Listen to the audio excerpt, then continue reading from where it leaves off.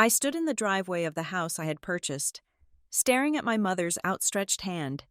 She demanded my keys, claiming my brother needed a fresh start while I was strong enough to figure it out alone.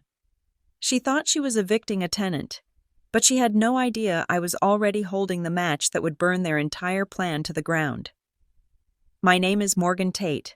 I am 33 years old, and in my line of work as a senior financial analyst for Stratford and Vance, numbers are the only language that does not lie. People lie.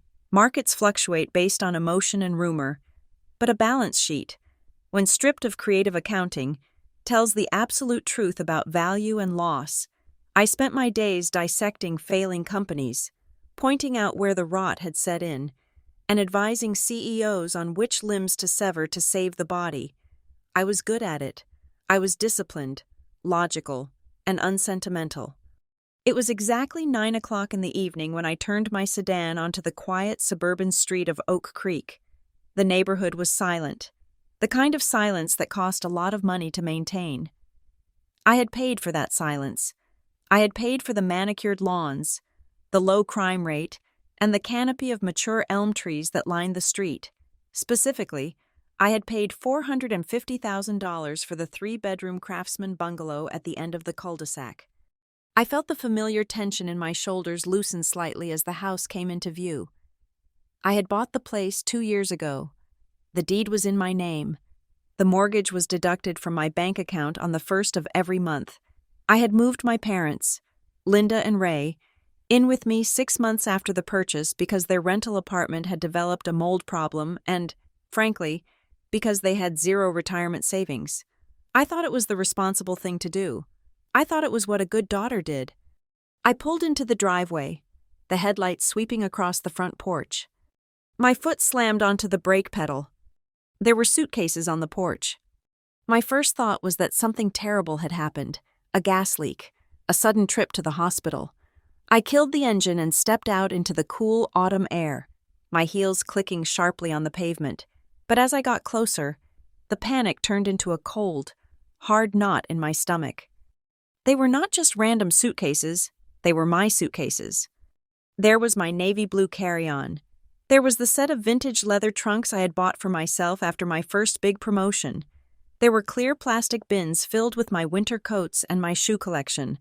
It looked like a yard sale of my entire existence, stacked haphazardly against the railing I had just paid to have repainted 3 weeks ago. The front door opened before I could reach for my keys. My mother, Linda, stood in the doorway. She was wearing her favorite floral housecoat, her arms crossed over her chest. She did not look worried. She did not look apologetic. She looked like a woman who was bracing herself to manage a difficult employee. "You're home," she said. It was not a greeting. It was an observation. "Mom," I said, gesturing to the pile of my belongings. "What is this? Why are my clothes on the porch?" "We packed for you," she said, her voice steady. "I didn't want you to have to worry about it after a long day at work. I know how tired you get." I stared at her, my brain trying to process the data points but failing to find a logical pattern. "You packed for me? Where am I going?" "You're a smart girl, Morgan," she said, stepping aside to let me into the foyer, but blocking the way further into the living room. "You can afford a nice apartment in the city. You're always complaining about the commute anyway. This is actually better for you." I stepped inside. The house smelled of lemon polish and the pot roast she had made for dinner. It smelled like home. My home. "I am not moving to the city," I said, my voice dropping an octave. "I live here. I own this house. What is going on?" Linda sighed, a long, dramatic exhalation that implied I was being incredibly difficult. "It's Logan. He's coming home tomorrow." The name hung in the air like a curse.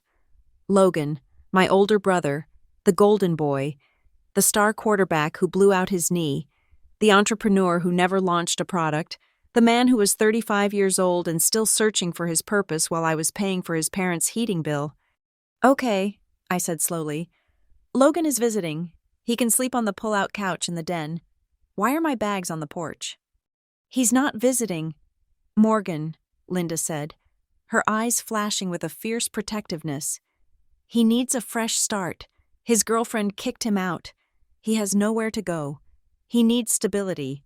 He needs his family. So he stays in the guest room, I repeated. He needs space, she snapped. He can't recover from this trauma if he's squeezed into a guest room while you parade around here with your fancy suits and your expensive wine. It makes him feel small. He needs to feel like the man of the house. The absurdity of the statement almost made me laugh. The man of the house? Mom, I bought this house. I pay the mortgage. I pay the property taxes. I pay for the water you drink and the electricity keeping these lights on. Money isn't everything. Morgan, she shouted, throwing her hands up. That is your problem. You think because you write checks, you own people. This is about family. Your brother is in crisis. He needs the master bedroom. He needs the office for his new business ideas.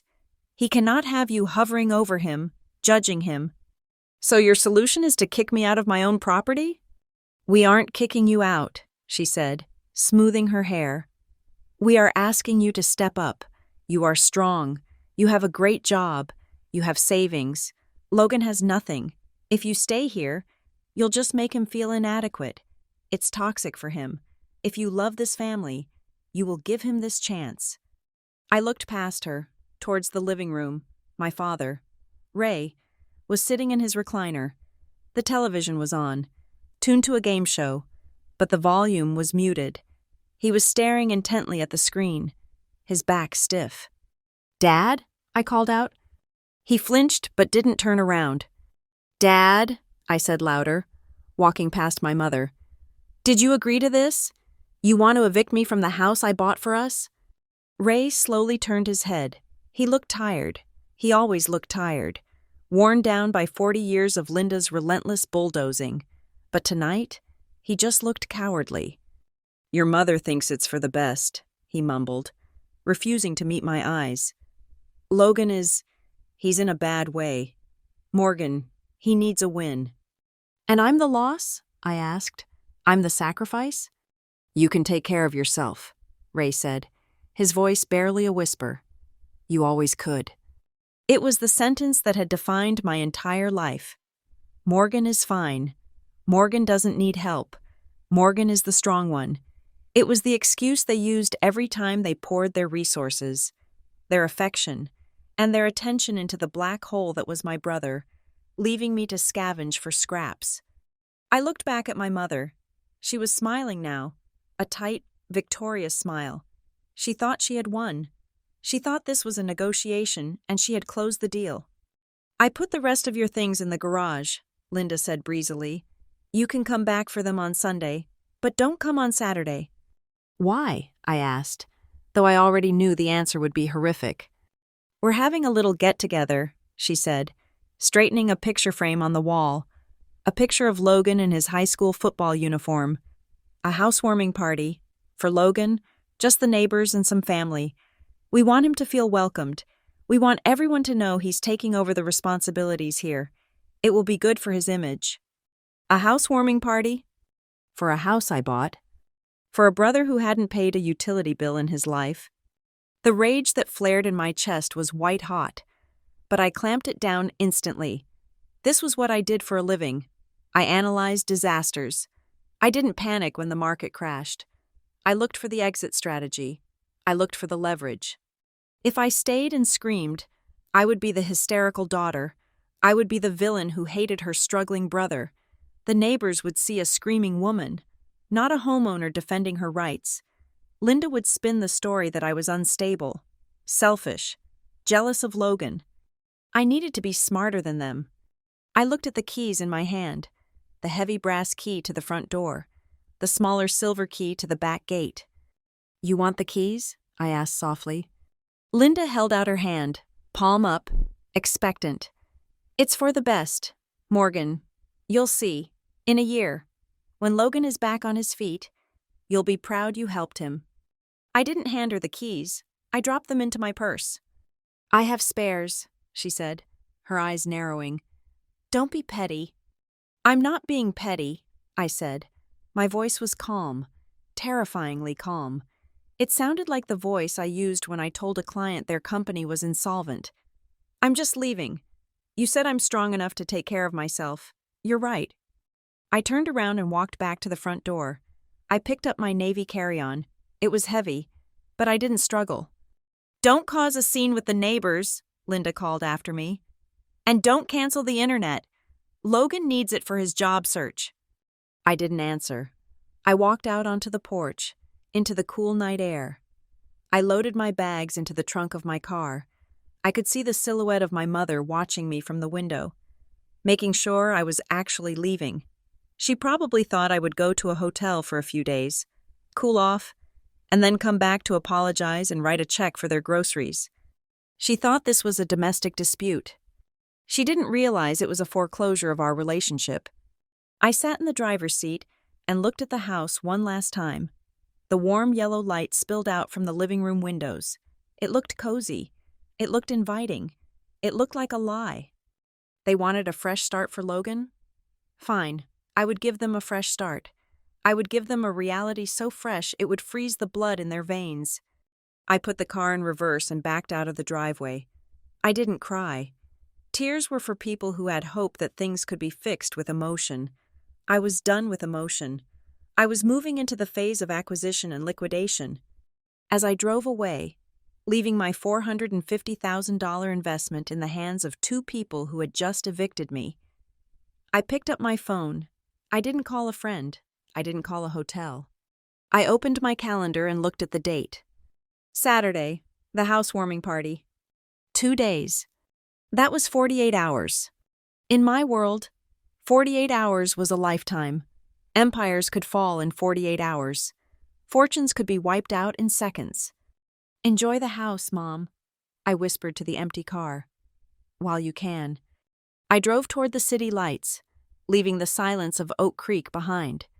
The night was dark, but my mind was crystal clear. They had made their move. Now, it was my turn to audit the books. I checked into a sterile hotel room near the interstate, the kind of place where the carpet smelled of industrial cleaner and the artwork was bolted to the walls. I sat on the edge of the stiff mattress, the hum of the air conditioner, the only sound in the room. I did not unpack. Unpacking would imply that this was a situation I had to accept. Unpacking would mean admission of defeat. Instead, I sat there and let the memories wash over me, not as a wave of nostalgia, but as a forensic audit of how I had ended up homeless while owning a $450,000 asset. The eviction on the front porch was not a sudden anomaly. It was simply the final data point in a trend line that had started 3 decades ago. In the economy of the Tate family, my brother Logan was the volatile, high-risk stock that my mother refused to sell, and I was the savings bond, boring, reliable, and forgotten until there was an emergency. I remembered being 10 years old. It was a Tuesday, a school night.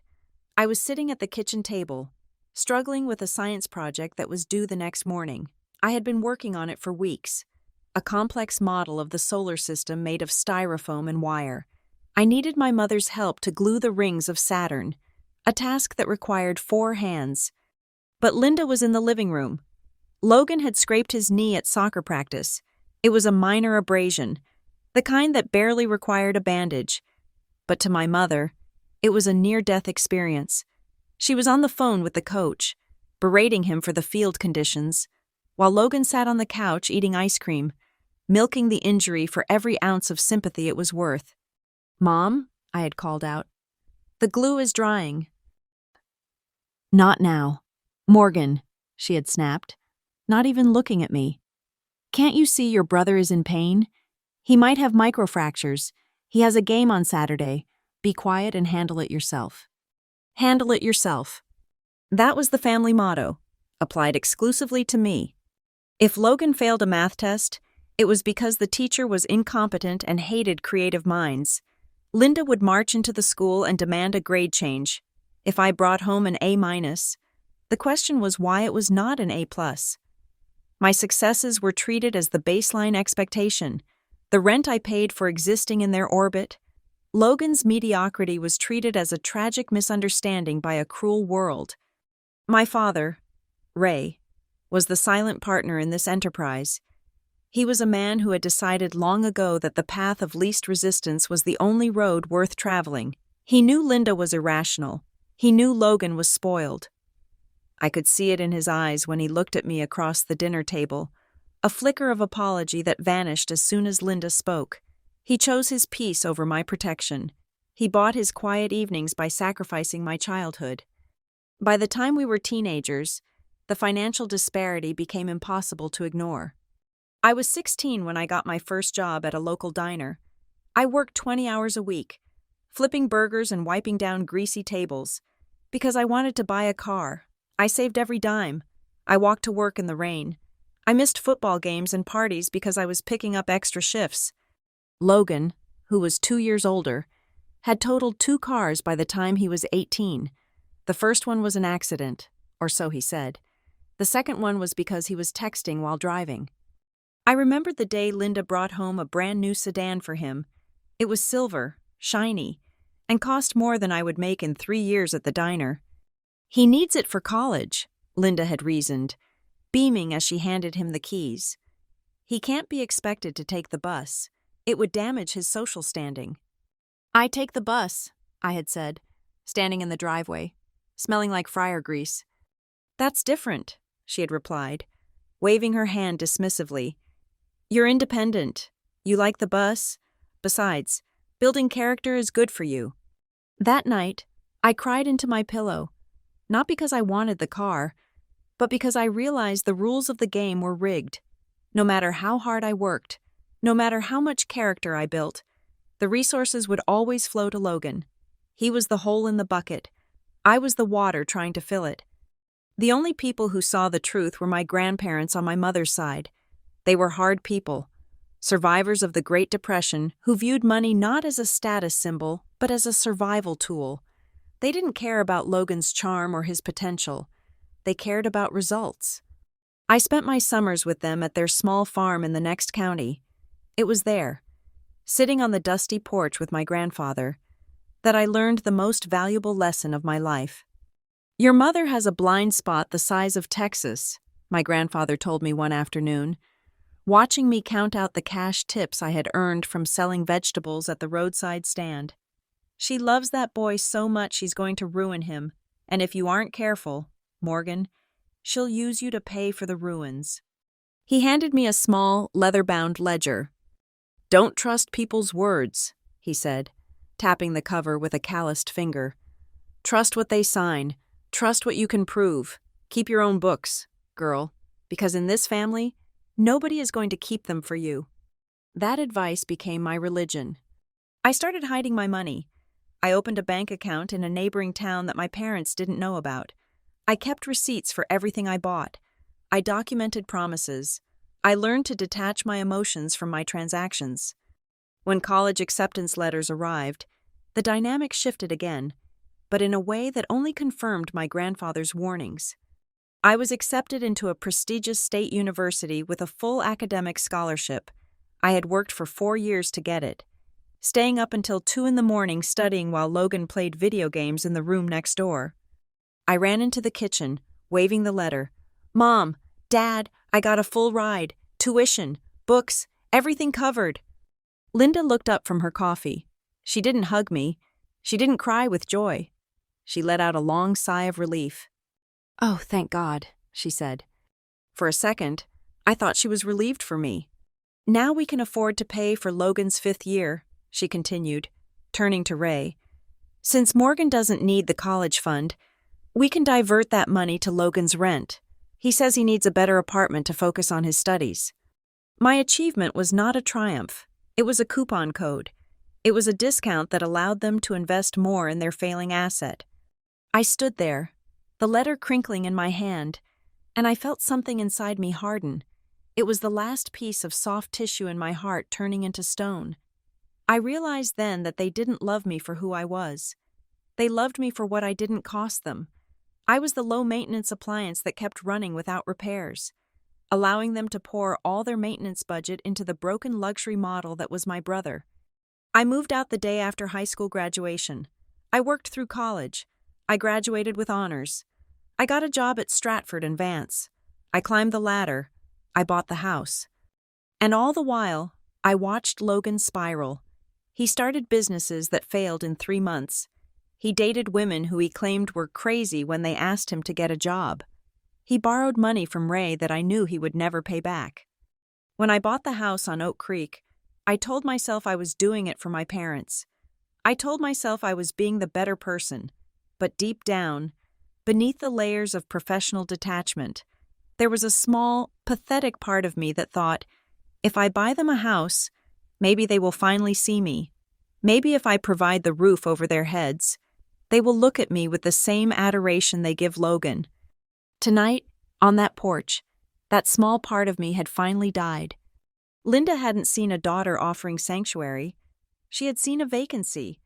She had seen a resource to be harvested for Logan. I lay back on the hotel bed and stared at the ceiling. The silence of the room was heavy, but it was honest. My grandfather's voice echoed in my head. Trust what you can prove. I reached for my purse and pulled out my phone. I navigated to my cloud storage.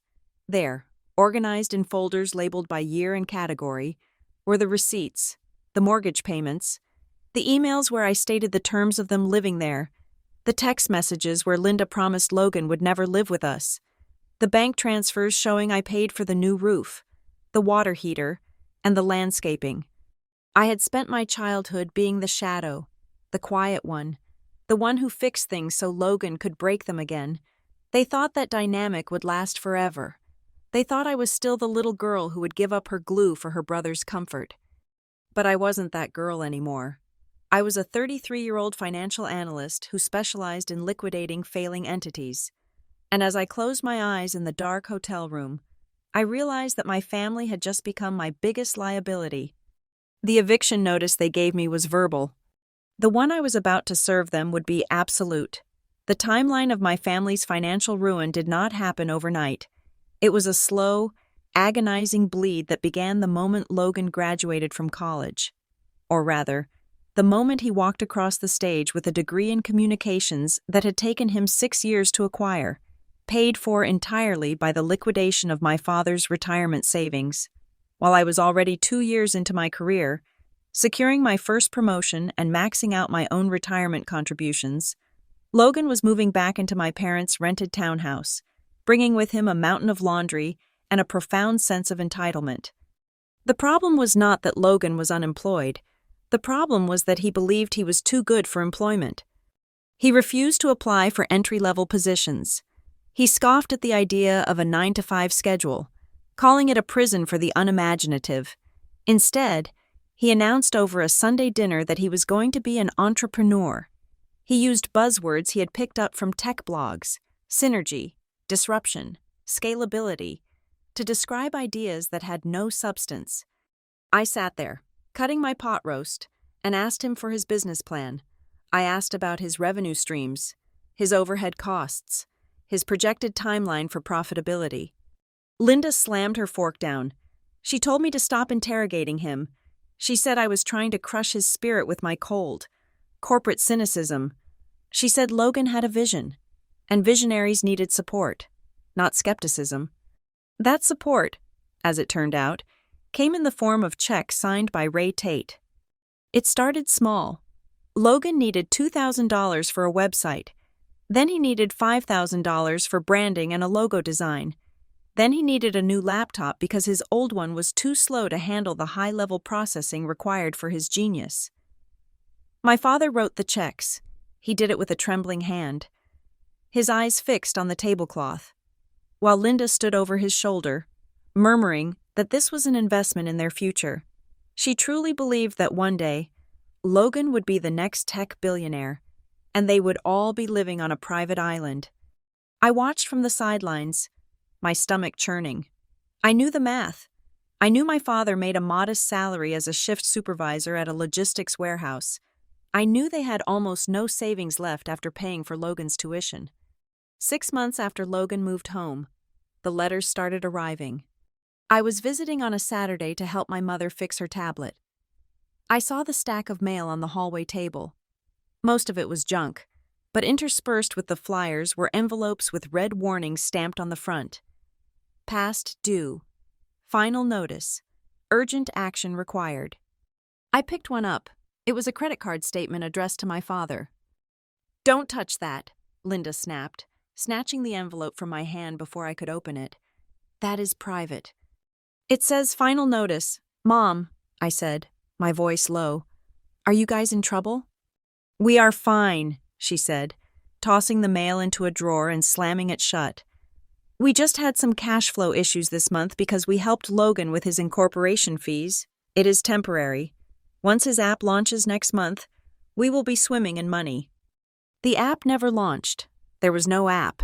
There was only Logan, sitting on the couch in his pajamas at 2 p.m, playing video games on a console that cost $500, which I later learned was charged to my father's emergency credit card. The investments escalated. Logan decided that to be a successful CEO, he needed to look the part. He convinced Linda that he couldn't meet with potential investors driving his beat-up sedan. He needed a lease on a luxury vehicle. He needed tailored suits. He needed to pick up the check at expensive dinners to show dominance. My father's credit score began to plummet. I found this out not because they told me, but because Ray called me late one night, his voice thick with panic. "Morgan," he whispered, "do you know anything about payday loans?" My heart stopped. "Dad, please tell me you didn't go to a payday lender." "I had to." He sounded like he was choking back tears. "The electric bill was 3 months behind.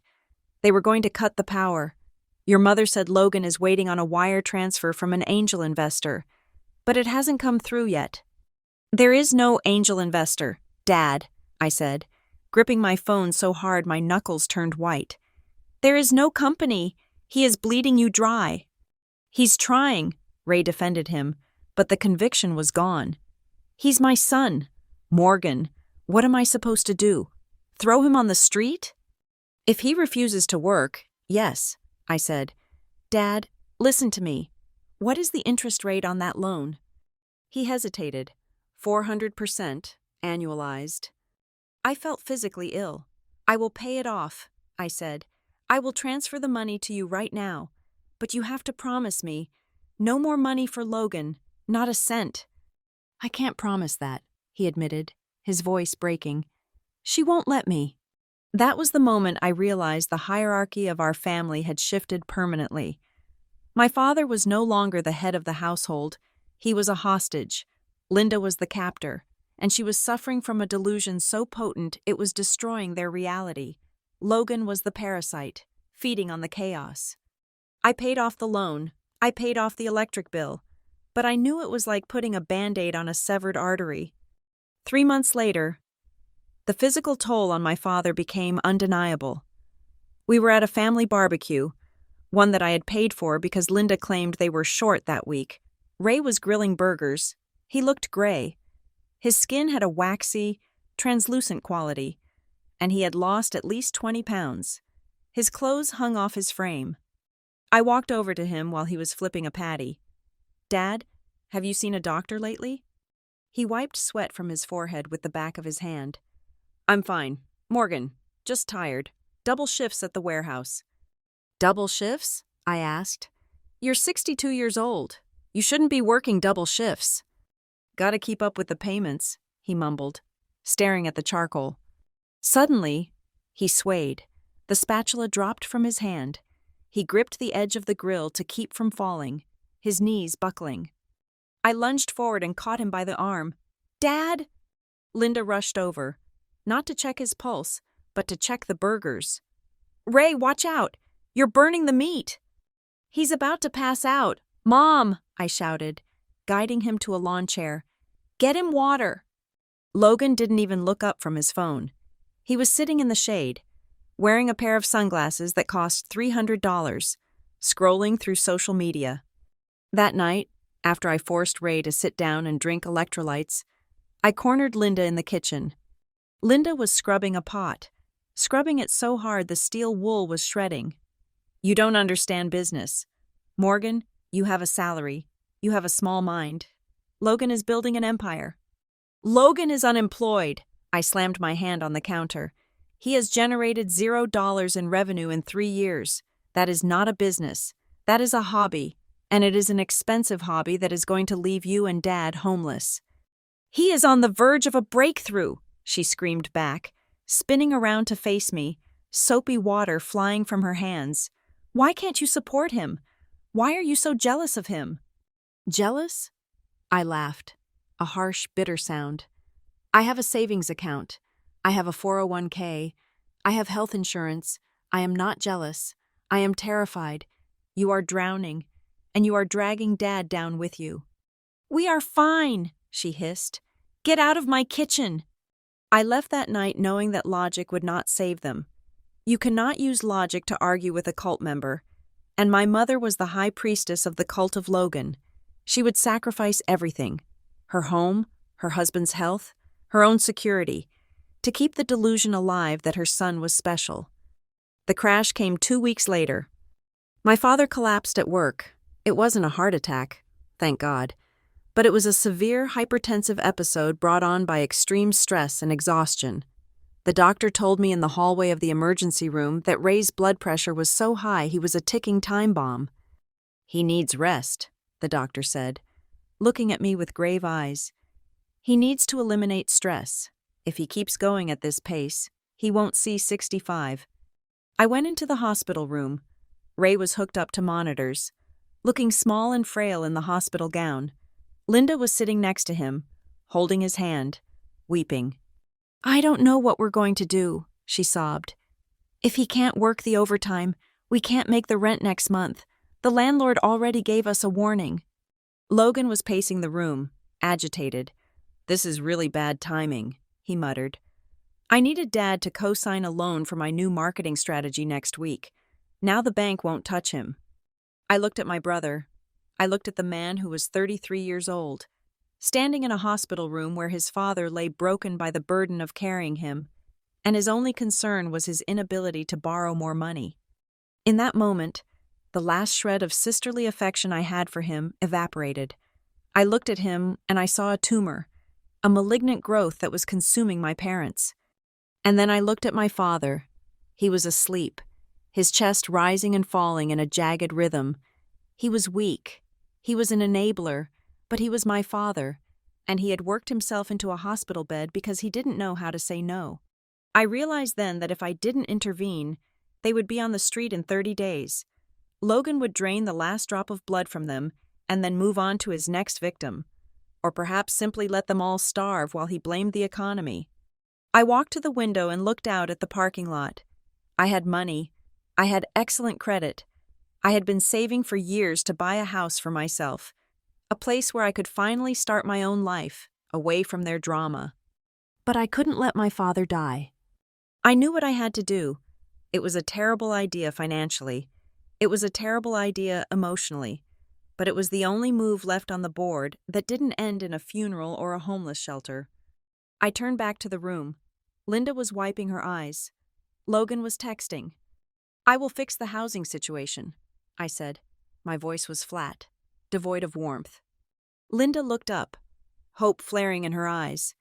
The predatory hope of someone who sees a new resource to exploit. "You will? You'll pay the rent?" "No," I said. "I am not paying rent on a place you can't afford. I am going to buy a house with enough room for you and Dad." "And Logan?" Linda asked immediately. I paused. I looked at the monitor beeping steadily beside my father's bed. If I said no, she would refuse. She would drag my father back to the grindstone to support her golden boy. I needed to get them under my roof, under my legal control, before I could sever the limb. "We will discuss the terms later," I said, a deliberate evasion. "But Dad retires. No more overtime. No more loans. I take over the housing costs. That is the deal." Linda squeezed Ray's hand. "Oh, thank God. I knew you would step up. Morgan, I knew you would do the right thing." She didn't understand. She thought I was stepping up to join her cult. She didn't realize I was stepping up to dismantle it. I was about to become the bank, and unlike the ones they were used to, I was going to foreclose on their delusions. The closing process for the house on Oak Creek took 45 days. In the world of real estate, that is a standard timeline. But in the timeline of my family's disintegration, It felt like a race against a collapsing bridge. Every day that passed was another day my father spent staring at the ceiling of their rental, worrying about the eviction notice taped to the door. Every day was another day Linda spent manic, oscillating between crying about their misfortune and fantasizing about how this new house would be the perfect backdrop for Logan's non-existent success. I treated the purchase with the same clinical detachment I applied to a corporate merger. I hired a real estate attorney, a man named Samuel who had eyes like a shark and a suit that cost more than my first car. I sat in his office, the leather chair squeaking beneath me, and laid out my terms. I am buying this property as my sole and separate asset. I told him, my parents will reside there, but they will have no claim to the title, no rights of survivorship, no equity interest. If I get hit by a bus tomorrow, this house goes to a trust, not to them. Samuel looked at me over the rim of his glasses. You don't trust them? I love them, I said, correcting him. But I don't trust their judgment. My brother is a financial black hole. If my mother's name is on this deed for even 1 second, she will find a way to leverage it to buy him a new car or fund a startup that makes hamster sweaters. I need this house to be a vault that they can live in, not a piggy bank they can smash open. Samuel nodded, a rare flicker of respect in his eyes. Smart. We will draft a rental agreement. $0 in rent. But it establishes you as the landlord and them as tenants at will. It makes eviction easier if things go south. Do it, I said. The day of the closing, I went alone. Linda had begged to come. She wanted to feel the energy of the transaction. She wanted to take a picture of us signing the papers to post on social media. I told her the title company had a strict policy about non-signatories due to room capacity. It was a lie, but it was a necessary one. I signed my name 30 times. My hand didn't shake. I handed over a cashier's check for $90,000, 20% down. It was my life savings. It was the money I had scraped together from bonuses, overtime, and skipped vacations. When I walked out of that office with the keys in my hand, I didn't feel excitement. I felt the heavy, suffocating weight of responsibility. I was now the parent to my parents. I drove straight to their rental. The moving truck I had paid for was already outside. We did it, Linda screamed when she saw me, throwing her arms around my neck. We have a home. I have a home, I corrected her gently but firmly, pulling back, and you are welcome to live in it. It was a distinction she chose to ignore immediately. We gathered in the living room of the new house that evening. It was empty, the echo of our voices bouncing off the hardwood floors. Logan was already walking around the perimeter of the living room, tapping the walls like he was inspecting the structural integrity of a castle he had just conquered. I need everyone to listen, I said, standing in the center of the room. This house comes with rules, hard rules. Ray sat on a folding chair, looking small and grateful. Anything, Morgan, we are just so thankful. Rule number 1, I said, holding up one finger. This house is in my name only. You do not take out loans against it. You do not promise it as collateral. You do not sign any contracts for renovations or repairs without my explicit written approval. Of course, Linda waved her hand dismissively. We know that. Rule number 2, I continued, my eyes shifting to Logan. This is a place for Mom and Dad to stabilize. Logan, you can stay here while you get back on your feet. But this is temporary. You are 35. You need to be looking for your own apartment. And under no circumstances are you to ask Mom and Dad for money. Their pension covers their food and utilities. That is it. If I find out they are funneling cash to you again, the deal is off. The room went silent.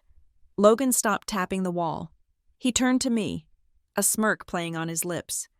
Relax, Wall Street, he said. I'm not going to sponge off them. I have a meeting next week with a venture capital firm. Once my platform goes live, I'll probably buy this place from you, cash. Great, I said, ignoring the delusion. Until then, you follow the rules. We promise, Linda said, wiping a tear from her eye. This is a new chapter. We learned our lesson. Morgan, we really did. No more debt. No more risks. For the first month, things were deceptively peaceful. Ray's health improved. His blood pressure dropped. He spent his days puttering around the garden, planting hydrangeas, and fixing the loose hinge on the back gate. Seeing him safe, seeing him breathe without the weight of impending homelessness crushing his chest, made me feel like the $90,000 was worth it. But then, the subtle erosion began. It started with the neighbors. I came by on a Sunday to drop off groceries. Mrs. Higgins, the elderly woman who lived next door, was out walking her poodle. "Oh, hello, dear," she called out. "You must be the daughter. Your mother is just lovely. She was telling me all about how you all decided to buy this place together. Such a wonderful thing. A family investment." I froze, a bag of apples in my hand. "Together?" "Yes," Mrs. Higgins beamed. "She said you all chipped in, and that your brother is going to be running his business from the garage. So enterprising." I smiled a tight, fake smile. "Right. Have a good day, Mrs. Higgins." I stormed into the house. Linda was in the kitchen, humming. "Mom," I said, setting the groceries down with a thud, "why does Mrs. Higgins think you and Dad are co-owners of this house?" Linda didn't even flinch. "Oh, Morgan, don't be so technical. It's embarrassing to tell people your daughter bought the house because we were broke.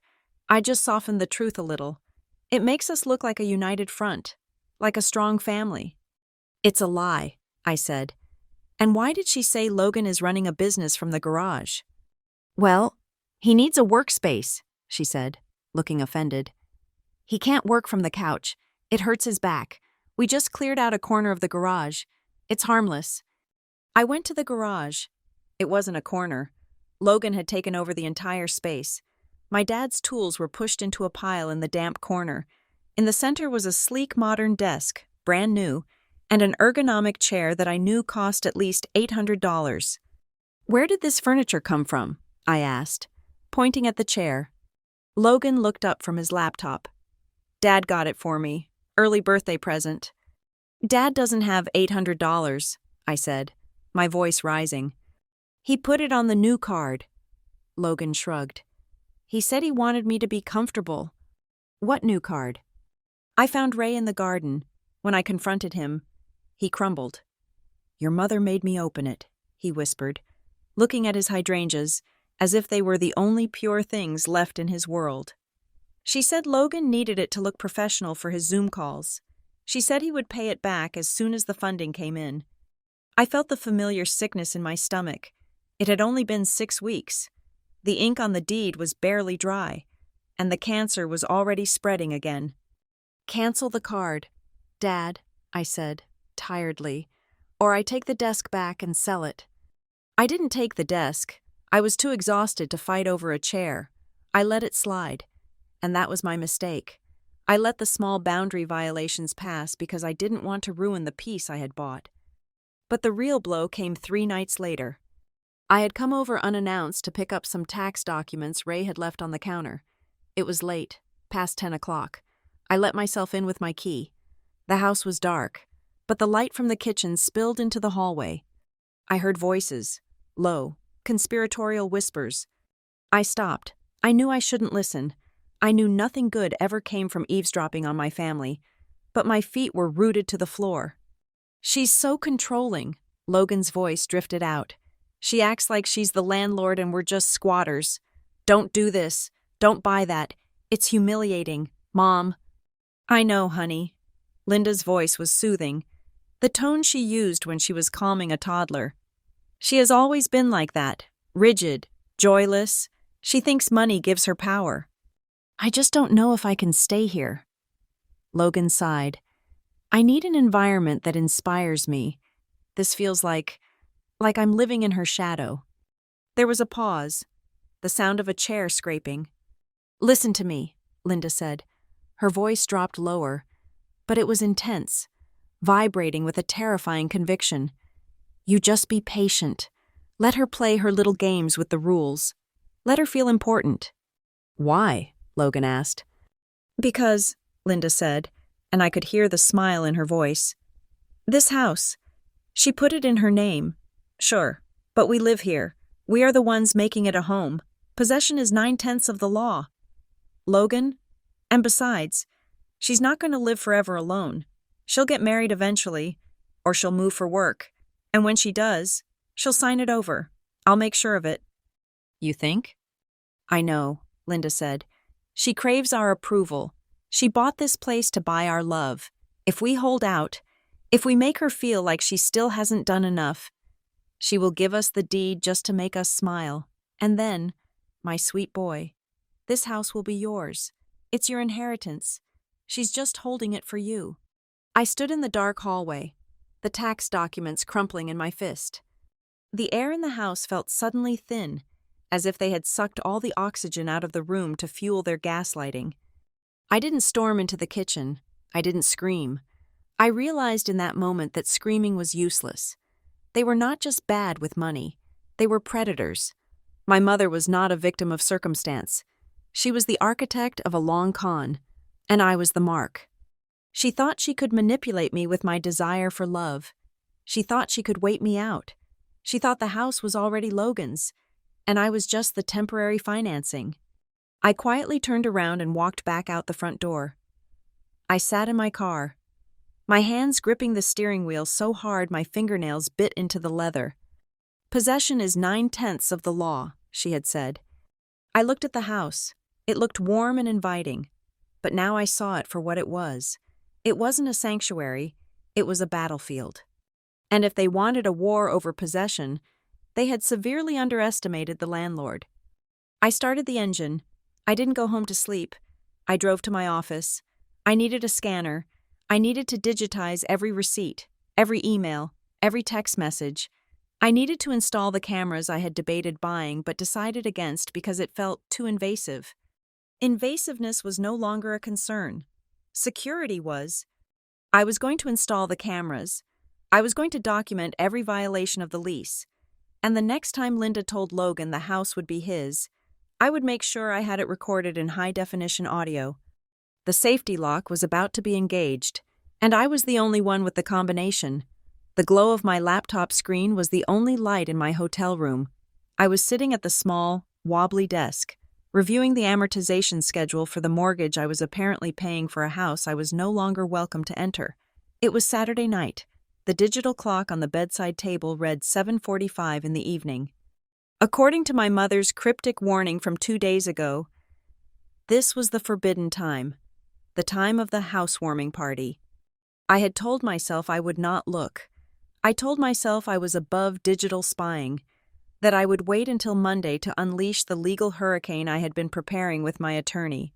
But curiosity is a human flaw, and despite my best efforts to be a machine of pure logic, I was still human. My phone buzzed on the desk. It was a notification from Facebook. Aunt Sarah is live. My finger hovered over the screen. Aunt Sarah was my mother's younger sister, a woman who chronicled every sneeze and sandwich of her life on social media. If there was an event, Sarah was broadcasting it. I tapped the notification.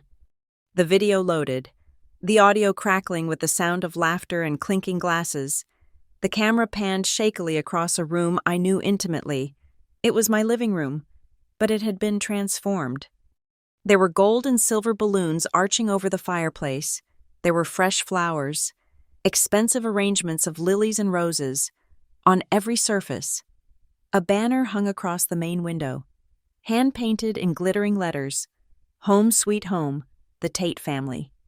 The camera swung toward the dining table. My breath caught in my throat.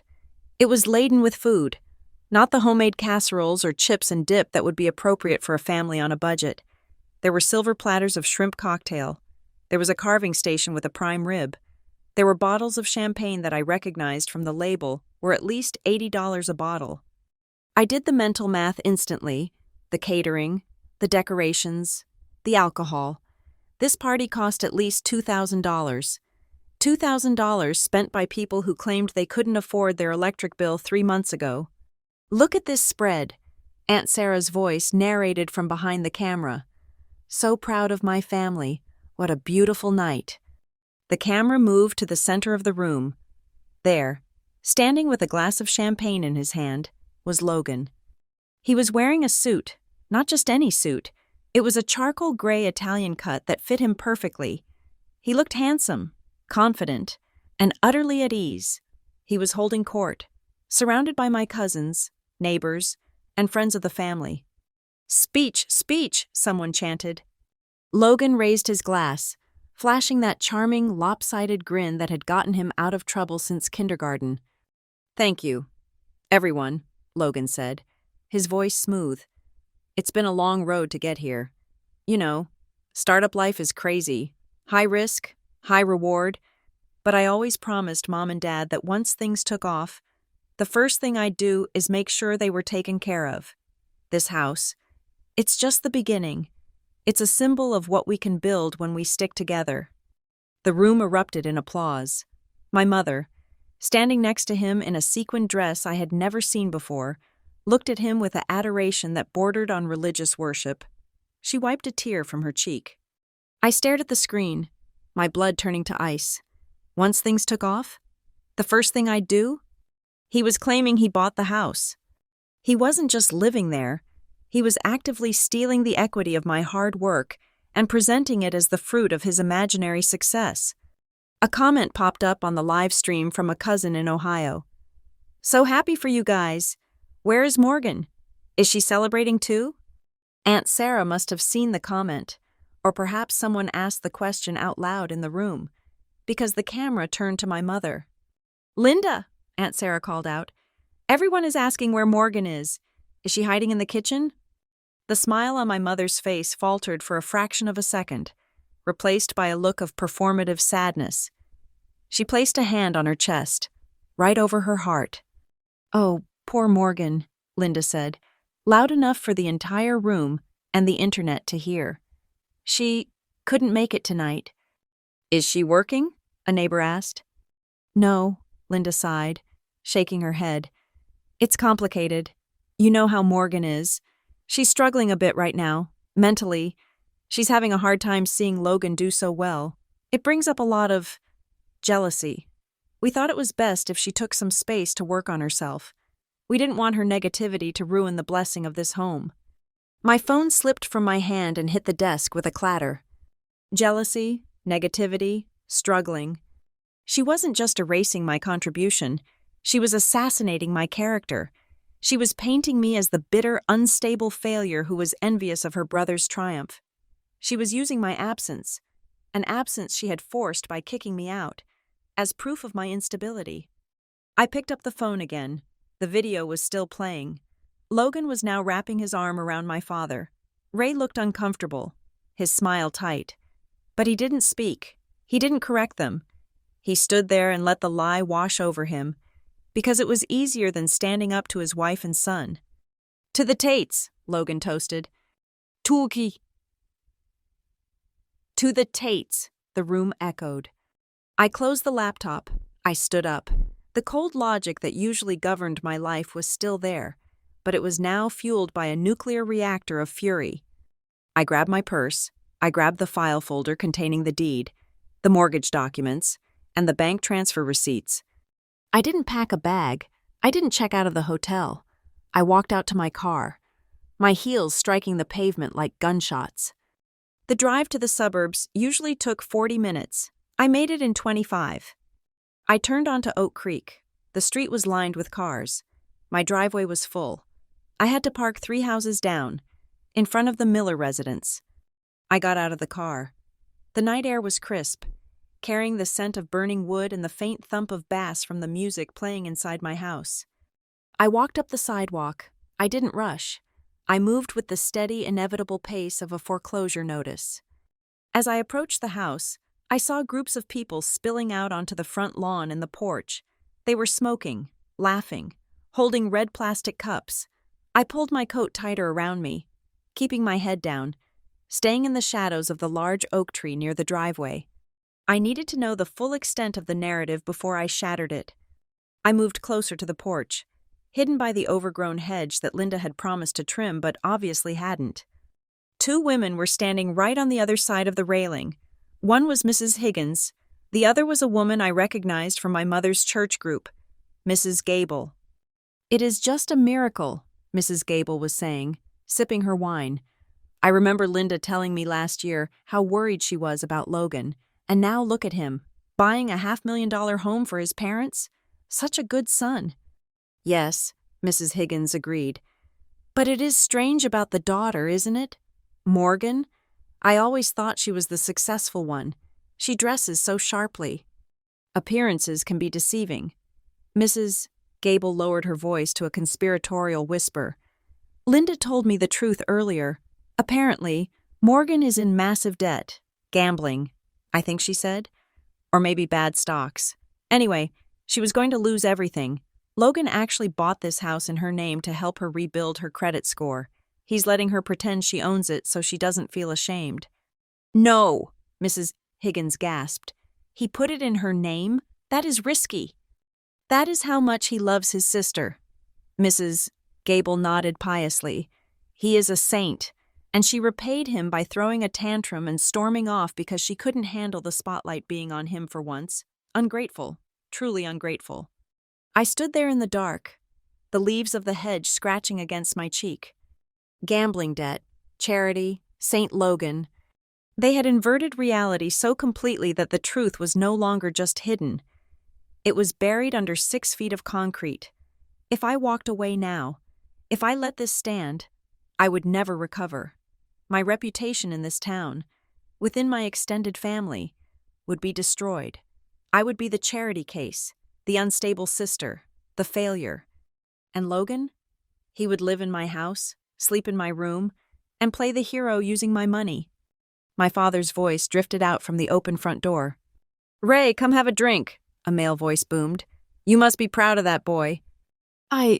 Yes. Ray's voice was weak, barely audible. He is something else. He couldn't even lie properly, but he wouldn't tell the truth. I looked at the front door. It was wide open, welcoming the world into the lie. I took a deep breath. I adjusted my blazer. I tightened my grip on the file folder. I was done being the silent partner. I was done being the bank. I was done being the daughter who took the high road while they drove over me in a luxury car I paid for. I stepped out from behind the hedge. The porch light hit me, casting a long, sharp shadow across the stairs. Mrs. Gable turned and saw me. Her eyes went wide. She choked on her wine. Morgan, she stammered. I didn't answer her. I didn't look at her. I walked up the stairs, the sound of my footsteps heavy and deliberate on the wood. I walked past the smokers. I walked past the drinkers. I walked through the front door and into the foyer of the house that legally, morally, and financially belonged to me. The music was loud. People were laughing. I walked straight into the center of the living room. Linda was the first to see me. She was standing near the fireplace, holding a plate of hors d'oeuvres. Her smile vanished instantly, replaced by a look of sheer, unadulterated panic. Morgan, she hissed, abandoning her guests and rushing toward me. What are you doing here? You are ruining the vibe. Logan turned around. He saw me. His eyes narrowed, but he maintained his arrogant posture. Well, look who decided to show up, Logan announced loudly, trying to control the frame. The prodigal sister returns. Come to celebrate my success. Morgan? The room went quiet. The music seemed to fade into the background as 50 pairs of eyes turned to look at me. They looked at me with pity. They looked at me with judgment. They looked at me like I was the intruder in my brother's palace. I looked at Logan. I looked at the expensive suit he bought with my father's stolen retirement money. I looked at the champagne he bought with the credit card I paid off. I didn't scream. I didn't cry. I raised the file folder in my hand. I am not here to celebrate, I said. My voice was not loud, but it cut through the silence like a scalpel. I am here to perform an audit. Audit? Logan laughed, though the sound was brittle, cracking around the edges. He stepped forward, placing a heavy hand on my shoulder, his grip tightening enough to be a warning.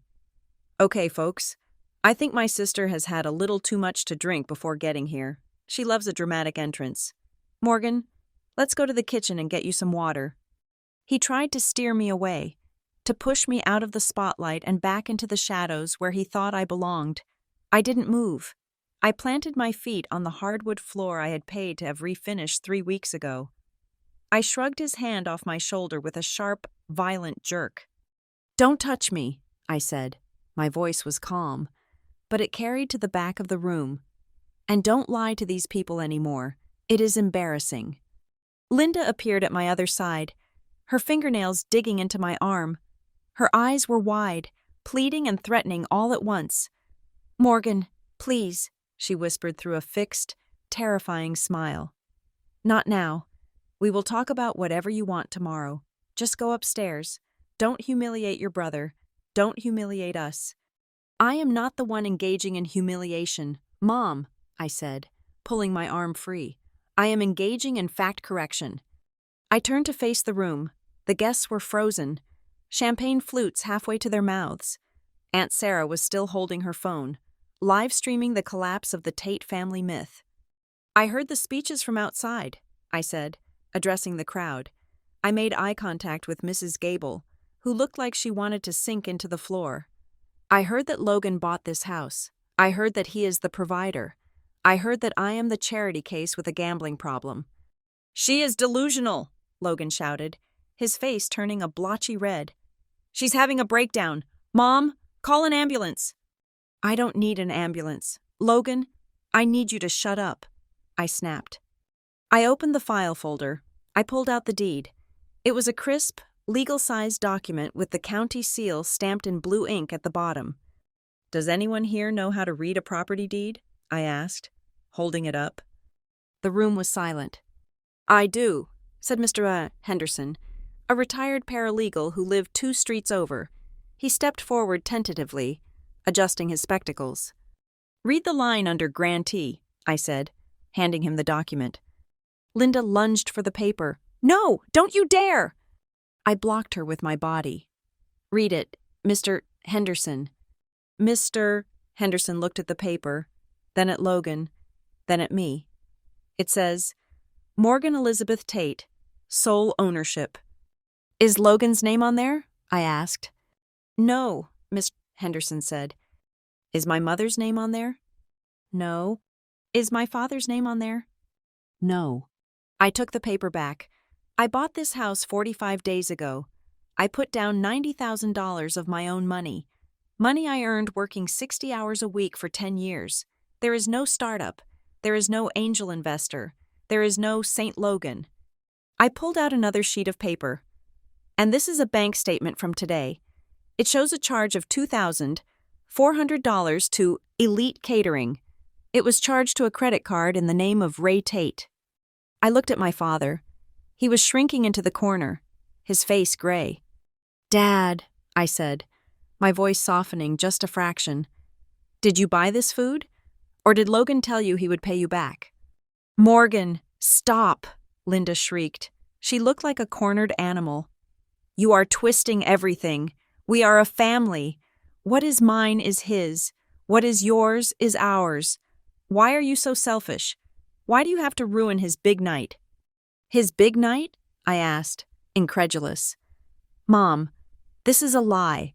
A $2,000 lie paid for by a man who nearly had a stroke working overtime last month. You are throwing a party for a squatter in a house owned by the daughter you just kicked out."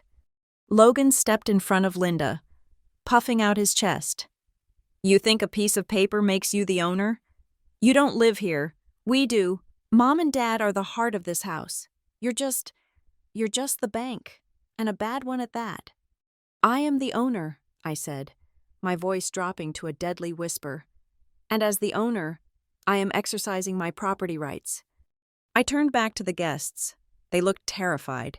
The festive atmosphere had evaporated, replaced by the distinct, sour smell of a domestic disaster. "This party is over," I announced. "Everyone needs to leave. Now." "You can't kick them out," Logan shouted. "These are my guests." "This is my property," I countered. "And if they are not off my property in 5 minutes, I am calling the police and reporting a trespassing incident. I have the deed. I have the ID. Who do you think the cops will believe? The owner or the guy crashing on his parents' couch?" Murmurs rippled through the crowd. People began to move. It started as a trickle, a few neighbors setting down their drinks and edging toward the door, and quickly became a flood. "I am so sorry, Linda," Mrs. Higgins whispered, clutching her purse. "We didn't know." "Don't go," Linda pleaded, grabbing Mrs. Higgins' arm. "She's lying. She's having a manic episode. Stay for the cake." "Let go of her, Linda," Mrs. Gable said, pulling her friend away. She looked at my mother with a mixture of pity and disgust. "You told me she was a gambler. You told me she was broke." "She is," Linda screamed. "She is emotionally broke." The room emptied rapidly. The sound of car doors slamming and engines starting filled the night air outside. Within 3 minutes, the house was silent, save for the hum of the refrigerator and the heavy breathing of 4 people standing in the wreckage of a lie. The floor was littered with half-eaten shrimp and abandoned napkins. The banner reading "Home Sweet Home" had partially detached from the wall and was drooping sadly over the fireplace. I stood in the center of the room, clutching my folder. My heart was hammering against my ribs, but my hands were steady. "You," Linda whispered. She was shaking. "You spiteful, jealous little witch. You just destroyed your brother's reputation. Do you know who was here? Potential investors. People who could have helped him." "There were no investors, Mom," I said tiredly.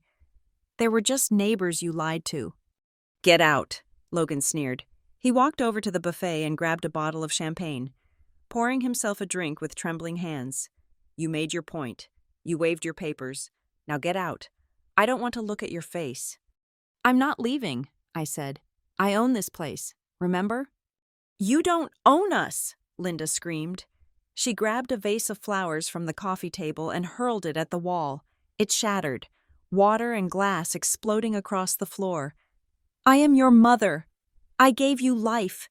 And this is how you repay me? By humiliating me in front of my friends? By attacking your brother when he is down?" "He is not down," I yelled back, losing my cool for the first time. "He is wearing a $2,000 suit. He is drinking vintage champagne. He is living better than I am, and I am the one paying for it." "Because he needs it," Linda roared. "He is special. He has potential. You are just a worker bee. You are fine. You can take the hit, but you refuse to. You are so greedy you want to keep everything for yourself." She turned to Ray. "Tell her, Ray, tell her how disappointed we are. Tell her she needs to apologize and fix this." Ray was standing by the window, looking out at the empty street. He looked older than I had ever seen him. "Ray," Linda snapped, "speak up." My father turned around. He looked at Linda. Then he looked at Logan, who was sullenly drinking his champagne. Finally, he looked at me. "She bought the chair," Ray said softly. "What?" Linda asked, confused. "The ergonomic chair in the garage," Ray said, his voice gaining a little strength. "You told me you bought it with your savings, but Morgan bought it. I saw the receipt in the trash." "Does that matter?" Linda scoffed. "And the catering," Ray continued. "You told me Logan's investor paid for it. You made me give you my card, just for a deposit, but you charged the whole thing, $2,400. "It was an investment," Linda argued. "No," Ray said. He shook his head. "No, Linda, it wasn't an investment. It was theft." The room went dead silent. Logan stopped drinking. Linda looked at her husband as if he had suddenly started speaking a foreign language. Ray Tate never argued. Ray Tate never pushed back. "Don't you dare take her side," Linda hissed, her eyes narrowing into slits. "I am not taking sides," Ray said, his voice trembling but resolute. "I am looking at the math. Morgan paid off my payday loan. Morgan paid the electric bill. Morgan bought this house so we wouldn't be on the street. And tonight we let people call her a loser. We let people laugh at her." He looked at me, and tears welled up in his eyes. "I let them laugh at you, Morgan, and I am sorry." "Oh, save the sob story. Dad," Logan scoffed, slamming his glass down. "You're just scared she's going to cut off the money and you're a coward." "Yes," Ray said. I am a coward.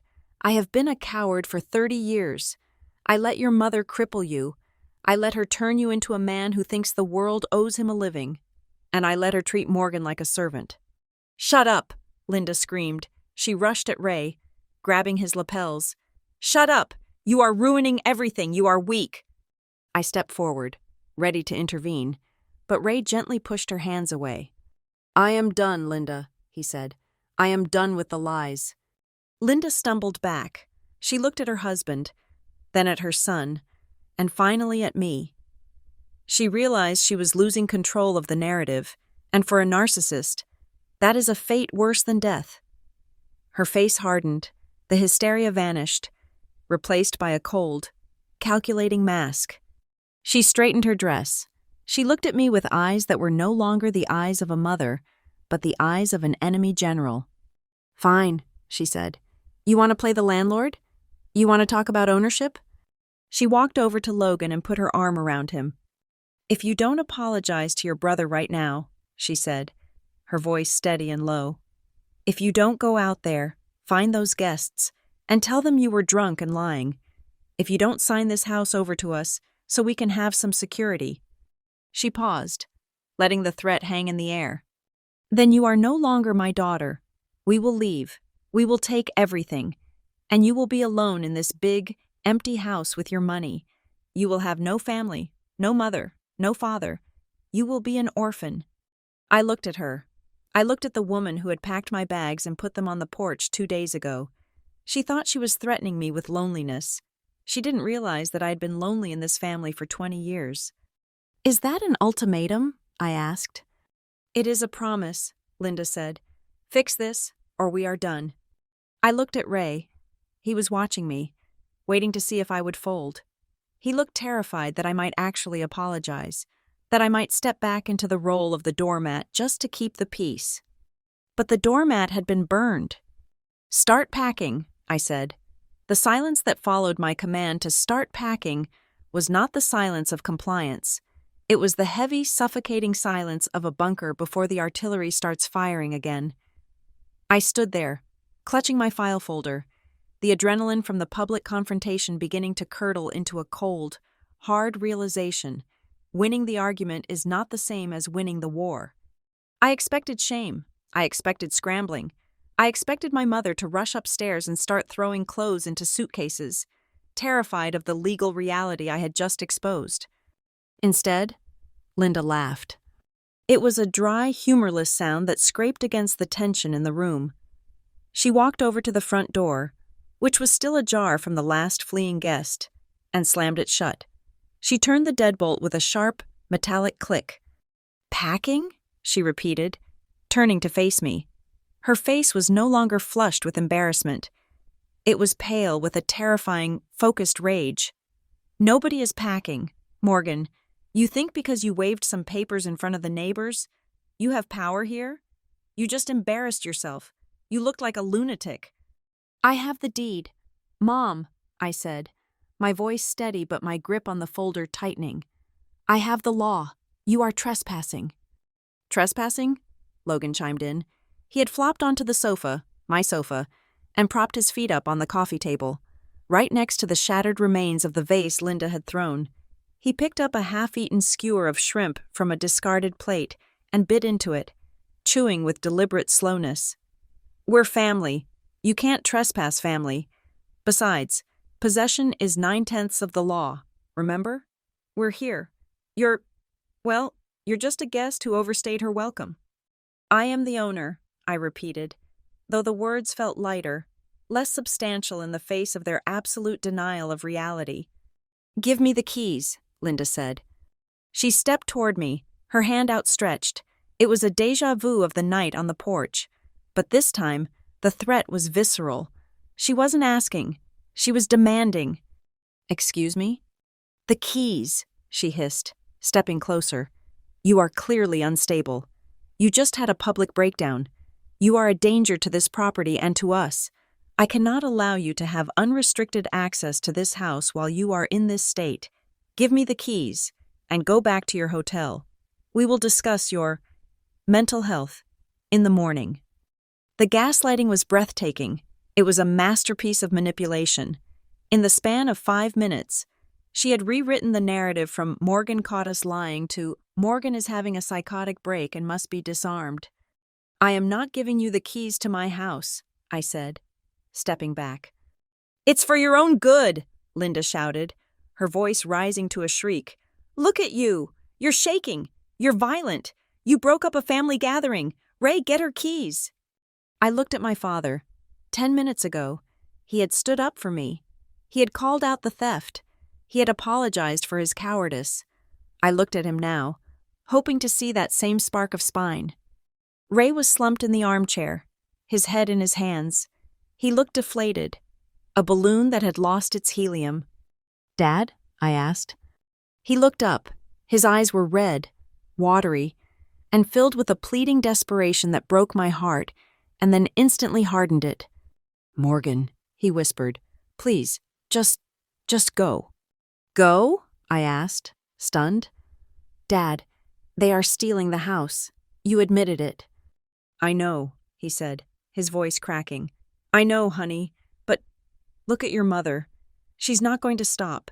If you stay here tonight, there will be a fight, a physical fight. The police will come.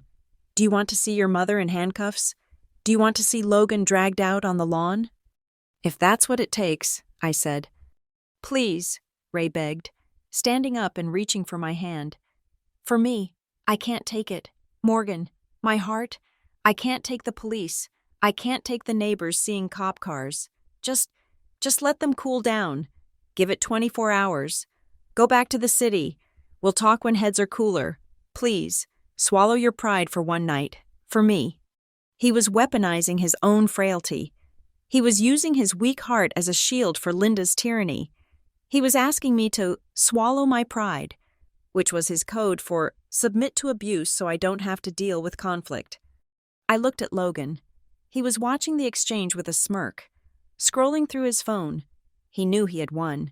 He knew that Ray's fear of confrontation was the ultimate trump card. "You heard the man," Logan said, not looking up. "Get out. You're upsetting Dad."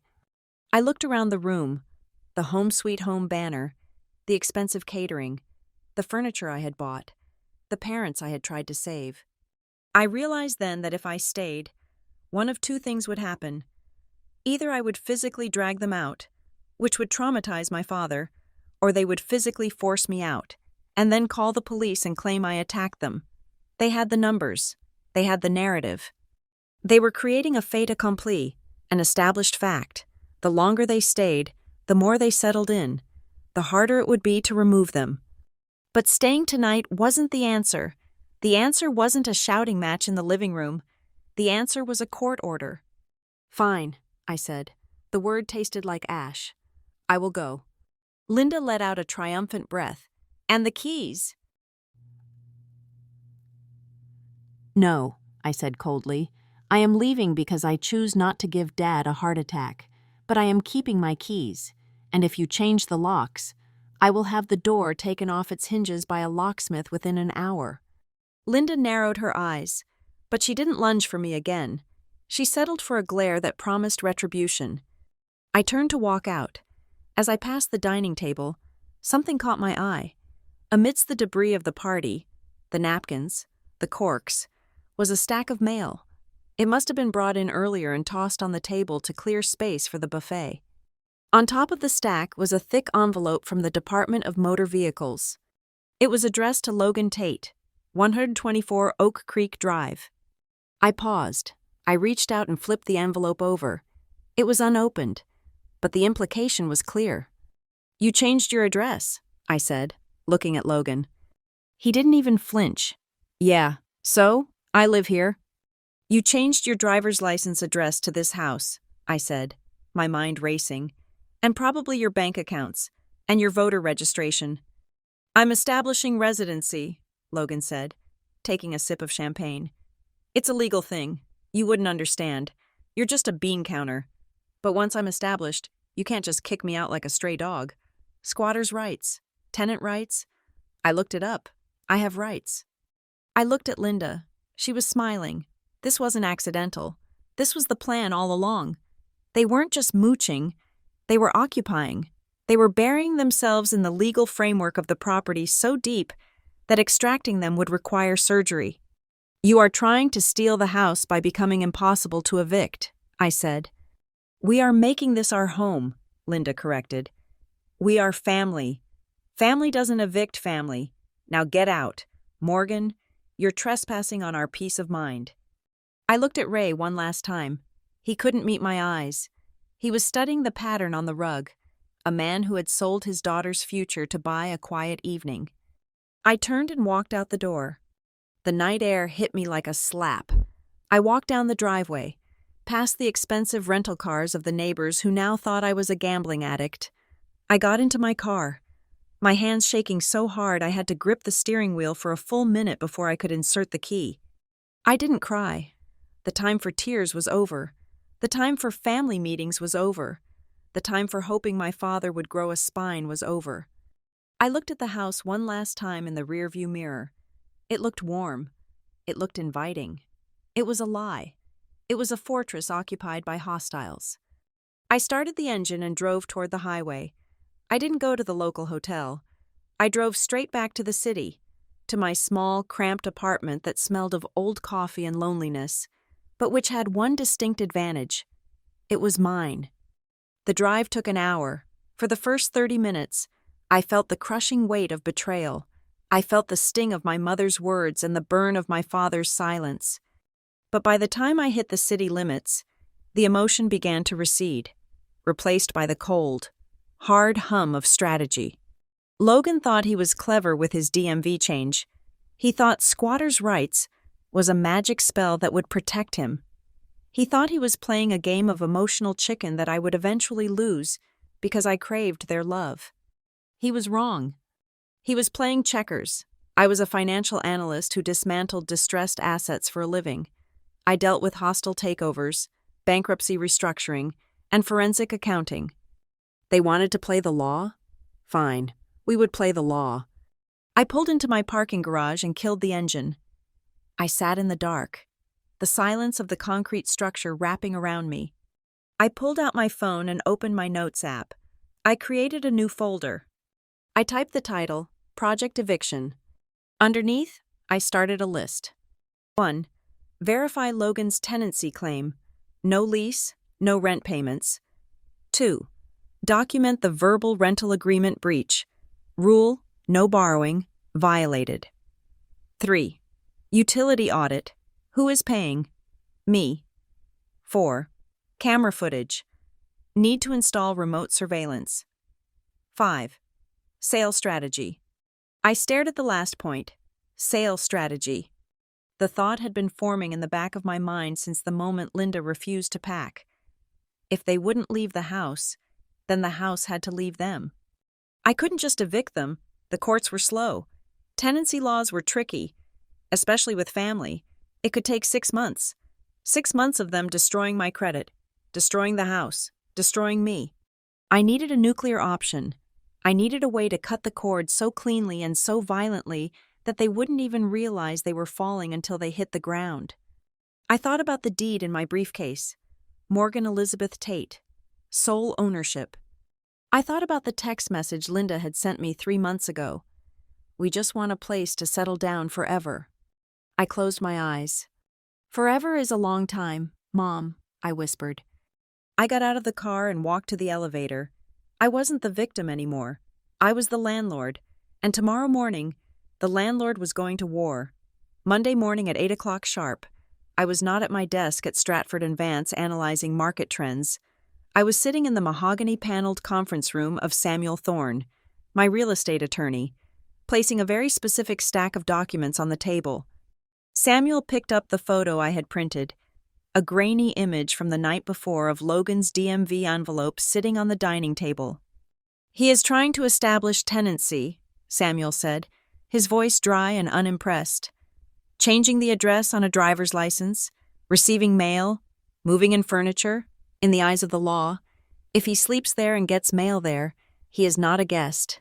He is a tenant, and in this state, tenants have rights. I know, I said, sipping the black coffee his assistant had brought me. He thinks that by becoming a tenant, He can make it impossible for me to sell the house without buying him out. He wants cash for keys. He thinks he can hold the property hostage. It is a common tactic for professional squatters. Samuel nodded. But your brother made a mistake. He forgot who holds the deed. I want them out, I said, but I want to do it in a way that leaves no room for them to sue me for wrongful eviction. I want this to be a surgical extraction. Samuel leaned back, steepling his fingers. Then we execute a 3-layer strategy. First, we secure the perimeter. Second, we serve official notice. Third, we wait for them to breach the terms of the implied tenancy, which, given your brother's arrogance, should take about 48 hours. I left his office with a plan that was as cold as it was necessary. My first stop was not the house, but the utility company. I sat on the phone in my car for 45 minutes, listening to hold music, until I finally got a supervisor on the line. I need to check the status of the account for 124 Oak Creek Drive. I told the representative. One moment, she typed. I see a request pending here from this morning to transfer the service into the name of Logan Tate? My grip on the phone tightened. He hadn't wasted any time. Monday morning, while I was at the lawyer's office, Logan was trying to put the utilities in his name. It was the next step in the squatter's handbook. Prove you pay the bills. Prove you run the house. Reject it, I said. I am the sole property owner. I did not authorize a transfer. In fact, I want to place a fraud alert on the account. No changes are to be made without a verbal password. Understood. Ms. Tate, we will lock it down. Thank you. I hung up. Layer 1. Deny them the paper trail. Layer 2 was physical security. I drove to the house at noon. I didn't go alone. I brought a team from a private security firm. 2 large men in uniforms driving a van marked Metro Home Protection.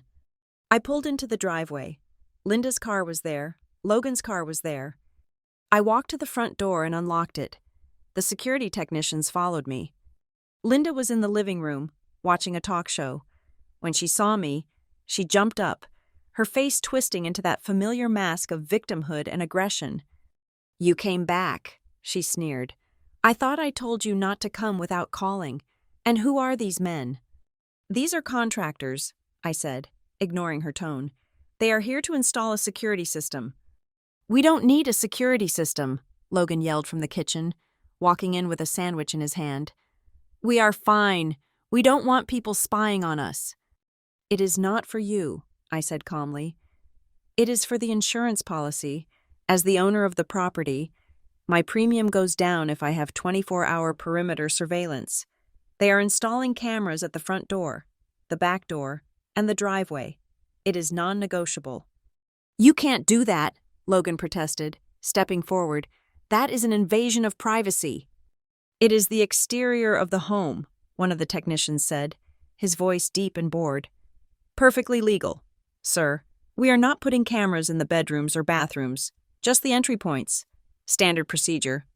Logan looked at the technician, who was 6 feet 4 inches tall and built like a linebacker, and decided that physical intimidation was not the right play. He turned his glare on me. You are doing this to watch us, he spat. I am doing this to protect my asset, I corrected. If you have nothing to hide, you have nothing to worry about. I stood there for 2 hours while they drilled holes and ran wires. I watched Linda pace the hallway, muttering on the phone to Aunt Sarah about how I was turning the house into a prison. I watched Logan sit on the porch, furiously texting.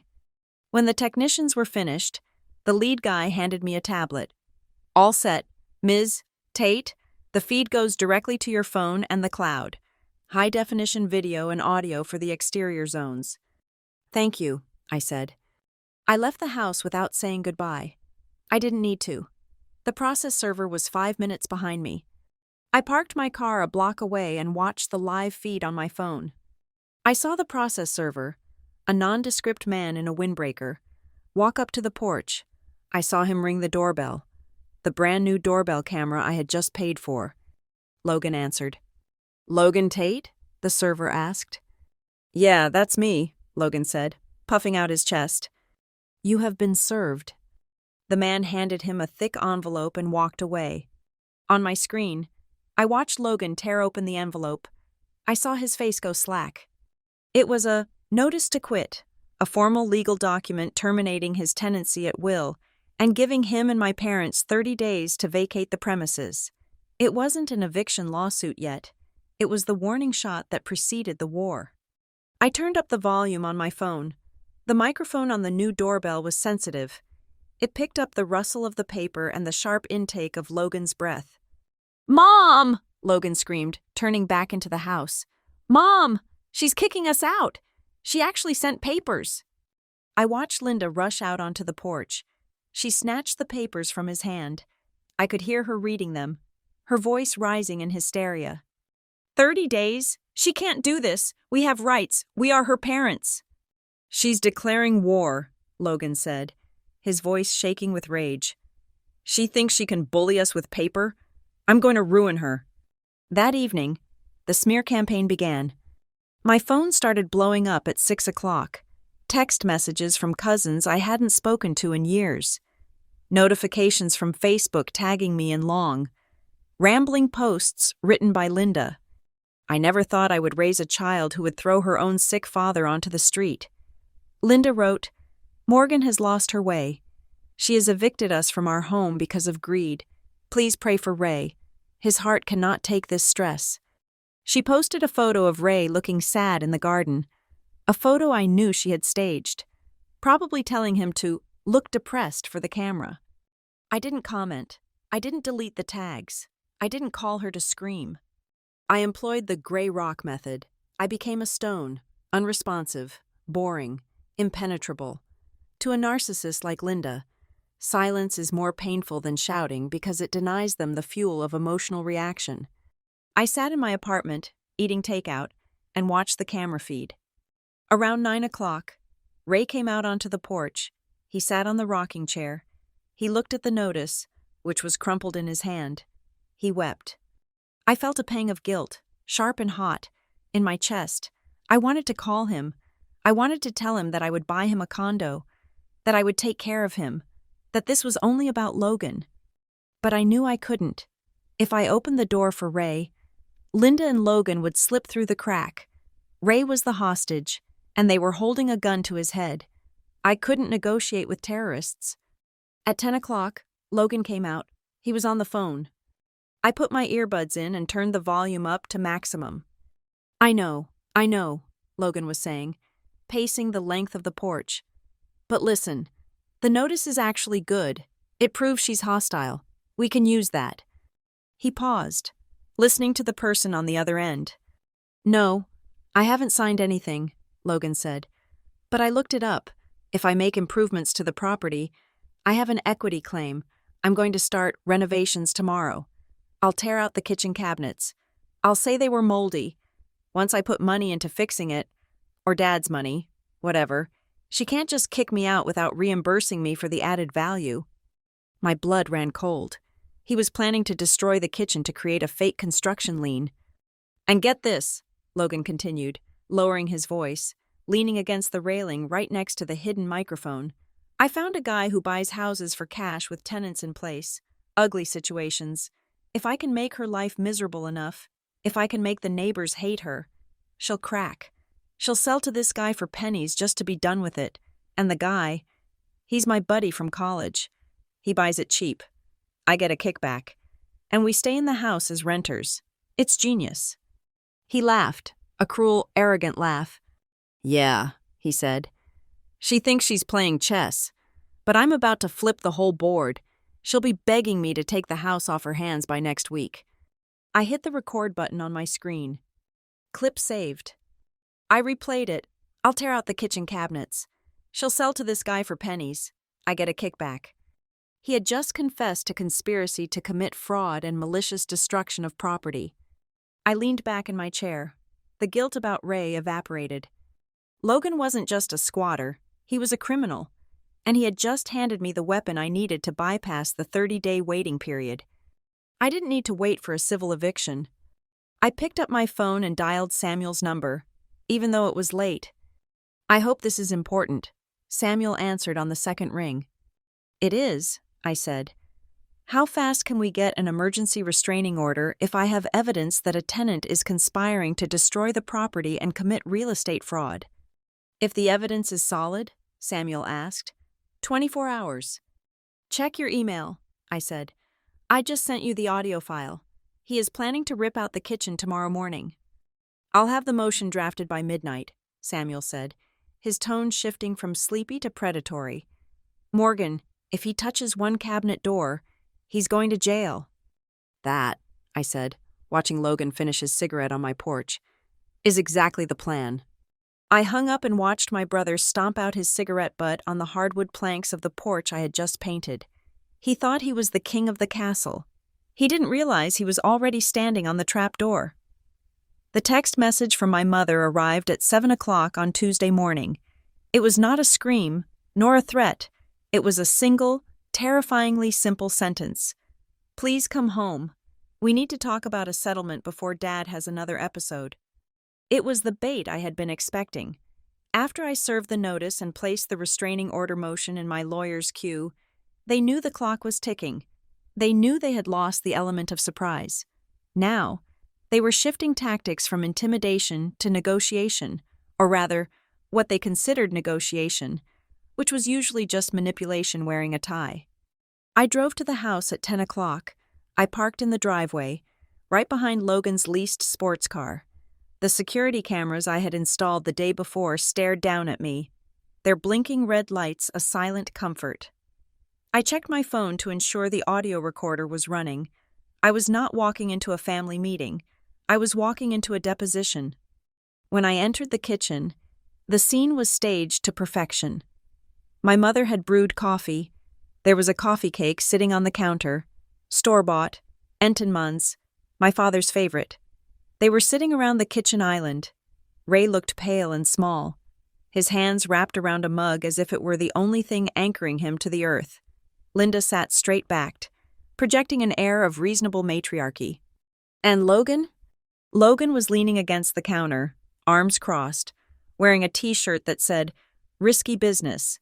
He didn't look like a man who had just been served an eviction notice. He looked like a man who was about to close a deal. "Thank you for coming, Morgan," Linda said, her voice dripping with artificial sweetener. "Sit down. Have some coffee." "I am fine standing," I said. I placed my purse on the counter, making sure the microphone faced them. "You said you wanted to talk about a settlement." "We do," Logan said, pushing off the counter. He walked over to the island and picked up a notepad. "Look, sis, we got off on the wrong foot. Tempers flared, words were said. But at the end of the day, we are family. And this situation," he gestured vaguely at the house, "is toxic for everyone. You don't want us here. We don't feel welcome. It is a stalemate." "It is not a stalemate," I corrected. "It is a tenancy termination. You have 29 days left." Right, Logan waved his hand dismissively. "But let's be real. Evictions take months. Courts are backed up. Do you really want to drag Mom and Dad through a legal circus? Do you want the sheriff to come drag Dad out? It would kill him." He paused for effect, looking at Ray. Ray flinched but didn't look up. "So," Logan continued, "I came up with a solution. A business solution. Win-win?" "I am listening," I said, keeping my face impassive. "We sell the house," Logan said, slamming his hand on the counter. "We liquidate the asset. You hate the house now anyway, right? Bad memories. So we sell it. We split the equity 3 ways. 1/3 for you, to pay you back for the down payment. 1/3 for me, for the sweat equity and management. And 1/3 for Mom and Dad, so they can get a condo and be safe." I stared at him. The audacity was so colossal it was almost impressive. "Sweat equity?" I asked calmly. "Logan, you have lived here for 2 months. You haven't mowed the lawn once, you destroyed a vase, and you want 33% of the sale price?" "I have managed the household," Logan argued, his face flushing. "I handled the move. I handled the contractors. My time is valuable. Morgan, just because I don't punch a clock doesn't mean I don't work. Plus, I am the one who found the buyer." "The buyer?" I asked, raising an eyebrow. Yeah, Logan grinned, thinking he had me hooked. I have a contact, private equity guy. He buys distressed properties for cash. Fast close, no inspections. He is willing to take it off our hands next week. We could all walk away with checks by Friday. I looked at Linda. She was nodding vigorously. It is a sign from God. Morgan, a fresh start for everyone. You get your money back, and we get our dignity. I reached into my pocket and pulled out my phone. I tapped the screen. Is this the buyer? I asked. I pressed play. Logan's voice, tinny but unmistakable, filled the kitchen. I found a guy who buys houses for cash. Ugly situations. He buys it cheap. I get a kickback, and we stay in the house as renters. She'll be begging me to take the house off her hands. The silence that followed was absolute. The refrigerator hummed. The coffee maker hissed. Logan's face drained of color. He looked at the phone, then at the ceiling, realizing for the first time that the new security system had ears. You wiretapped me? He whispered. I recorded audio on my property, I said, which, as the sole owner who has not consented to your tenancy, is within my rights in common areas. You just admitted to conspiracy to commit fraud. Logan, you aren't trying to help the family. You are trying to sell my house for pennies on the dollar to your college buddy so you can pocket a kickback and keep living here. I turned to Linda. Did you know about this? Did you know he was planning to defraud me? Linda stood up. I expected her to be ashamed. I expected her to slap Logan. Instead, she slammed her hands on the table and glared at me. You drove him to this, she screamed. I blinked. I drove him to fraud? You backed him into a corner, Linda shouted, her spit flying across the island. You humiliated him. You cut him off. A man needs to survive. Morgan, he was trying to find a way to keep a roof over our heads because you are so cruel. He was being creative. He was being a survivor. He was being a thief, I said coldly. He is your brother, she roared. He is blood, and you care more about your stupid money and your recordings than you do about his life. She reached into her purse, a designer bag that I knew she couldn't afford, and pulled out a piece of lined notebook paper.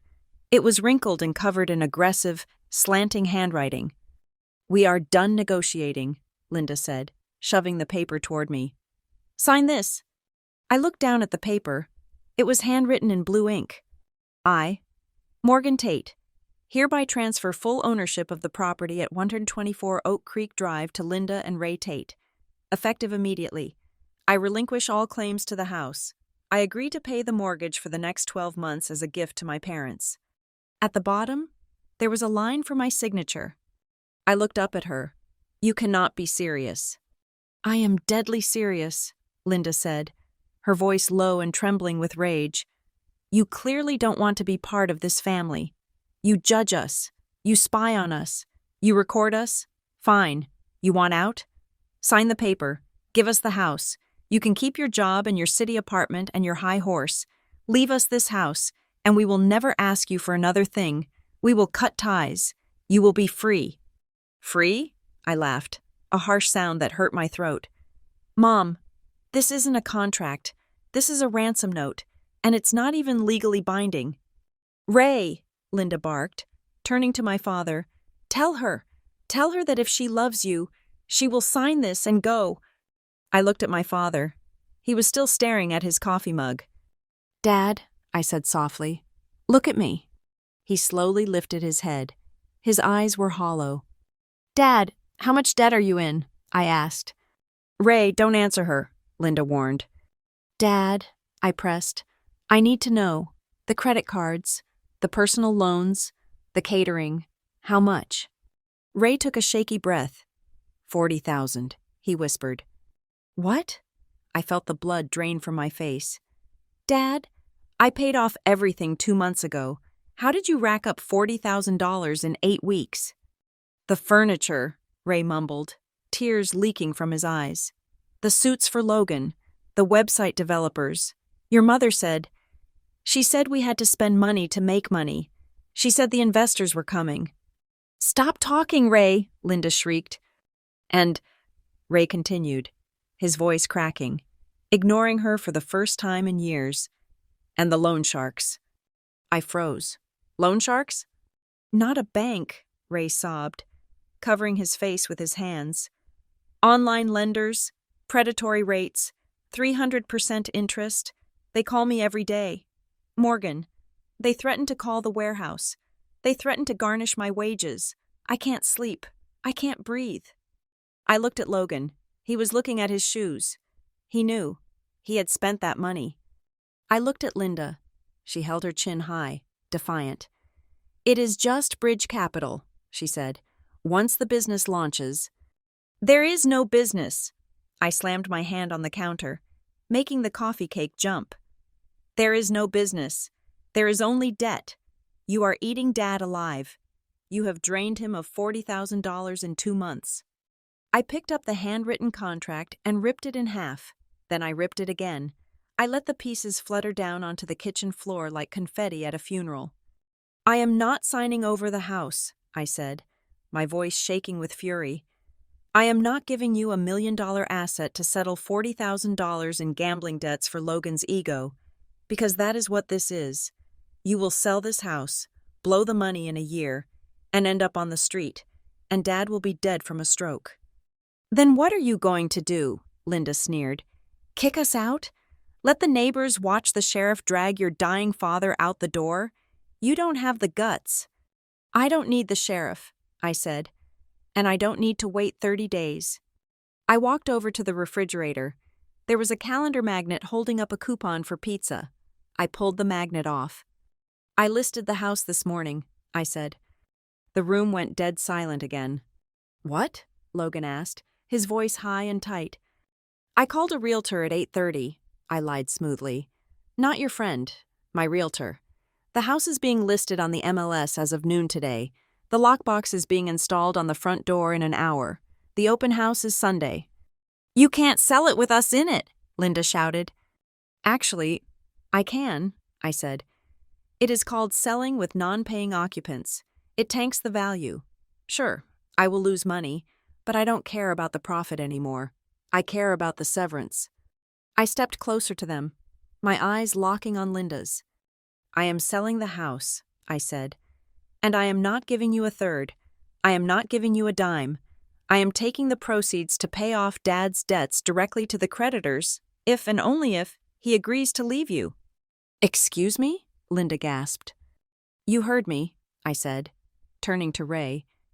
Dad, this is the deal. I sell the house. I pay off the $40,000. I rent you a small apartment in the city, near me. I pay for it, but only for you. Mom and Logan are not on the lease. They are not allowed in the building. You are trying to break up my marriage, Linda screamed, grabbing a steak knife from the block. I am trying to save his life, I yelled back. You are a parasite. Mom, you and Logan are feeding on him until there is nothing left but a husk. I am offering him a lifeboat. I looked at Ray. He was weeping openly now, his shoulders shaking. It is your choice, Dad, I said. You can stay with them and lose everything, or you can come with me and be debt-free. He will never leave me, Linda hissed, pointing the knife at me. We have been married 40 years. Put the knife down, Mom, I said calmly, or the police come right now. She lowered the knife, her hand trembling. He won't leave, she said again, but her voice lacked conviction. She looked at Ray, terrified. I am going to the car, I said to Ray. I will wait for 5 minutes. If you want to leave, if you want to be free of the debt and the lies, come out. If you stay, I can't help you anymore. I turned my back on them. It was the hardest thing I had ever done. I walked out of the kitchen, down the hallway, and out the front door. I sat in my car. I locked the doors. I checked the time. 11:15. I watched the front door. 1 minute passed. 2 minutes passed. I saw the curtain in the living room window move. Linda was watching me. 3 minutes. My heart was pounding so hard I could feel it in my throat. I knew the odds. Ray was a battered spouse. He had been conditioned for decades to believe he was helpless without her. Leaving was terrifying. 4 minutes. I put my hand on the gear shift. I told myself I would not cry. I told myself that I had done everything I could. I had offered him a lifeline. I could not force him to grab it. 4 minutes and 45 seconds. The front door opened. My breath hitched. It was Logan. He walked out onto the porch, lit a cigarette, and stared at me with pure hatred. He gave me the middle finger. He was blocking the door. 5 minutes. Ray didn't come out. I closed my eyes. A single tear escaped, hot and stinging on my cheek. He had chosen. He had chosen the abuse because it was familiar. He had chosen to drown with them. I put the car in reverse. I didn't look back at Logan. I didn't look back at the house. I had the recording. I had the deed. I had the truth. And now, I had nothing left to lose. I picked up my phone and dialed Samuel. "List it," I said, my voice breaking. "List the house? Sell it to the sharks? I don't care. Just get it gone." "Morgan," Samuel said gently. "Are you sure?" "Burn it down," I whispered. "Figuratively speaking, just sell it all." I drove away, leaving my family behind in the beautiful cage I had bought for them. They wanted to be together? Fine. They could be together in the wreckage. The conference room at the law offices of Thorne and Associates was designed to intimidate. It featured floor-to-ceiling glass walls overlooking the city skyline, a table made of polished granite that looked like a tombstone, and air conditioning set to a temperature that kept everyone awake and uncomfortable. It was Wednesday. 48 hours had passed since I drove away from the driveway, leaving my father behind. I sat at the head of the table. To my right sat Samuel, my attorney, looking impeccable and predatory in a navy suit. To my left sat the empty chairs waiting for my family. When the receptionist opened the door, Linda walked in first. She was wearing her Sunday best, a floral dress and a cardigan, trying to project the image of a sweet, misunderstood grandmother. Logan followed, wearing the same suit he had worn to the disastrous party, though it looked rumpled now, as if he had slept in it. Ray brought up the rear. He looked 10 years older than he had on Sunday. He walked with a shuffle, his eyes fixed on the carpet. They sat down. Linda placed her purse on the table with a defiant thump. "Well," she began, smoothing her dress, "we are glad you finally came to your senses. Morgan, we are ready to accept your apology and discuss the transfer of the deed. We are willing to be gracious about this." Logan leaned back, crossing his arms. "Yeah, let's just sign the papers and get this over with. I have meetings this afternoon." I looked at them. I looked at the delusion that was so thick it was practically a physical barrier in the room. "There will be no transfer of deed," I said. My voice was calm, the voice of a disinterested third party. "Excuse me?" Linda's smile faltered. "But the text message. You said we were meeting to finalize the disposition of the property." "We are," Samuel said, sliding a thick document across the granite table. "This is a purchase and sale agreement." Logan snatched the document. "Great. So you are selling it to us?" "Read the buyer's name, Mr. Tate," Samuel said. Logan squinted. "Vanguard Property Holdings, LLC? Who is that?" "That," I said, "is a corporate liquidation firm. They specialize in purchasing distressed assets with problematic occupants. I signed the contract this morning. The house is sold. Logan, the closing is in 7 days." "You can't do that," Linda screamed, standing up. "We live there. We have rights." "Actually," Samuel interjected, his voice slicing through her hysteria, "you have a very significant problem. You see, Morgan provided me with a digital audio file recorded on her property." Samuel tapped his laptop. The sound of Logan's voice filled the conference room, clear and damning. "I'll tear out the kitchen cabinets. I'll say they were moldy. I found a guy who buys houses for cash. I get a kickback." The color drained from Logan's face so fast, it looked like he had been physically struck. He slumped in his chair, his mouth opening and closing like a fish on a dock. That was just a joke," Logan stammered. "I was just blowing off steam." "In the state of New York," Samuel continued, ignoring him, Conspiracy to commit insurance fraud and malicious destruction of property are felonies. We have the recording, we have the timestamp, and we have the intent. He slid a second folder across the table. This folder, Samuel said, contains screenshots of the social media posts Mrs. Tate made over the last 3 days, accusing Morgan of gambling addiction, accusing her of elder abuse. These are demonstrably false statements made with malicious intent to damage her professional reputation. That is libel. It is actionable in civil court. Linda sank back into her chair. She looked at the folder, then at me. For the first time, I saw genuine fear in her eyes, not the performative victimhood she used to manipulate Ray, but real, cold fear. "What do you want?" she whispered. "I want you out," I said. "We have nowhere to go." Ray spoke up. His voice was a rasp. He looked at me with those sad, defeated eyes. "Morgan, please, the debt, the loan sharks. If we lose the house, they will find us. They will hurt us." I looked at my father. I felt the old tug of obligation, the instinct to jump in front of the bullet for him, but I also remembered him standing in the window, watching me drive away. "I know, Dad," I said, "and that is why there is a third document." I slid a single sheet of paper toward Ray. "This is a settlement agreement," I explained. "The sale of the house to the liquidation firm is for $380,000. It is a loss for me. I am losing my down payment and my equity, but the proceeds will be used to pay off the existing mortgage." I paused, letting the reality sink in. "However," I continued, "I have authorized the escrow company to cut a separate check for $42,000 from the proceeds. This check will be made payable directly to the 3 lending agencies you owe money to. Dad, I am clearing your debt. You will walk away from that house with $0 in your pocket, but you will be debt-free. The loan sharks will be gone." Ray stared at the paper. Tears dripped onto the table. You would do that? After we—" "Yes," I said. "I am doing it because I am not you. I don't leave people to drown. But this is the end. Dad, this is the last check. Once you sign this, and once you vacate the property on Friday, we are done." "Friday?" Logan yelped. "That's 2 days. We can't move in 2 days." "The liquidation firm brings a dumpster on Saturday," Samuel said coldly.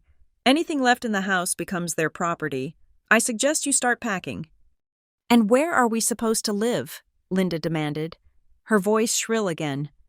"You are clearing the debt. Fine. But we have no savings. We have no credit. You are throwing us on the street." "You have a son," I said, pointing at Logan.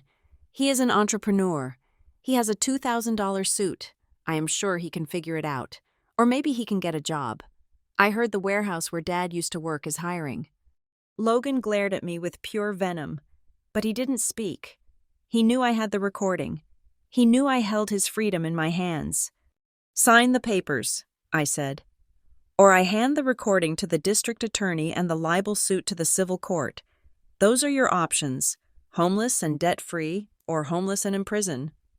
The room was silent for a long minute. The only sound was the humming of the air conditioner. Ray reached for the pen first. His hand was shaking, but he signed. He pushed the paper toward Linda. "Sign it, Linda," he said softly. "Ray," she started to protest. "Sign it," he roared. It was a sound I had never heard from him before. It was the sound of a man who had been pushed past his breaking point. "I am not going to jail for your golden boy. Sign the damn paper." Linda flinched. She picked up the pen. She signed her name with a jagged, angry scrawl. Logan didn't need to sign. He just sat there, defeated, stripped of his lies and his leverage. Samuel gathered the documents. He checked the signatures. He nodded at me. "It is done," Samuel said. "The sheriff will meet you at the property on Friday at noon to collect the keys and ensure the premises are vacated." I stood up. My legs felt steady. My chest felt light. "Morgan," Ray said. He stood up too. He looked small and frail in his cheap jacket. "I am sorry. I know it doesn't mean much now, but I am sorry I didn't come out to the car." "I know, Dad," I said. "I accept your apology." Will I see you again? He asked. I looked at him. I looked at Linda, who was staring out the window, refusing to acknowledge me. I looked at Logan, who was staring at the table. I don't think so, Dad, I said gently. I think you made your choice, and now I have made mine. I turned to leave. You lost the house, Logan muttered as I reached the door. You lost everything just to spite us. You're an idiot. I stopped. I turned back one last time. I didn't lose the house, Logan, I said. I spent the house. It was the price of admission to get my life back. And honestly, it was a bargain. I walked out of the conference room. I walked through the lobby. I pushed open the heavy glass doors of the building and stepped out onto the sidewalk. The sun was shining, the city noise, the taxis, the jackhammers, the chatter of pedestrians rushed over me. It was loud and chaotic and beautiful. I checked my bank account on my phone. The balance was low. My savings were gone. I was renting a studio apartment. I was back to square one financially. But as I took a deep breath of the exhaust-filled air, I realized something. I wasn't carrying them anymore. I wasn't wondering if the electric bill was paid. I wasn't worrying about my father's heart. I wasn't waiting for the next crisis. I was free. I put my phone in my pocket and started walking toward the subway. For the first time in 33 years, the story of Morgan Tate was being written by Morgan Tate, and the next chapter was going to be extraordinary. Thank you so much for listening to this story. I would love to know where you are tuning in from. So please drop a comment below with your city or country. It is always amazing to see how far these stories travel. If you enjoyed this revenge drama, please make sure to subscribe to the channel Lila Revenge Stories. Hit that like button and smash the hype button to help this video get recommended to more people who need a little satisfaction in their day.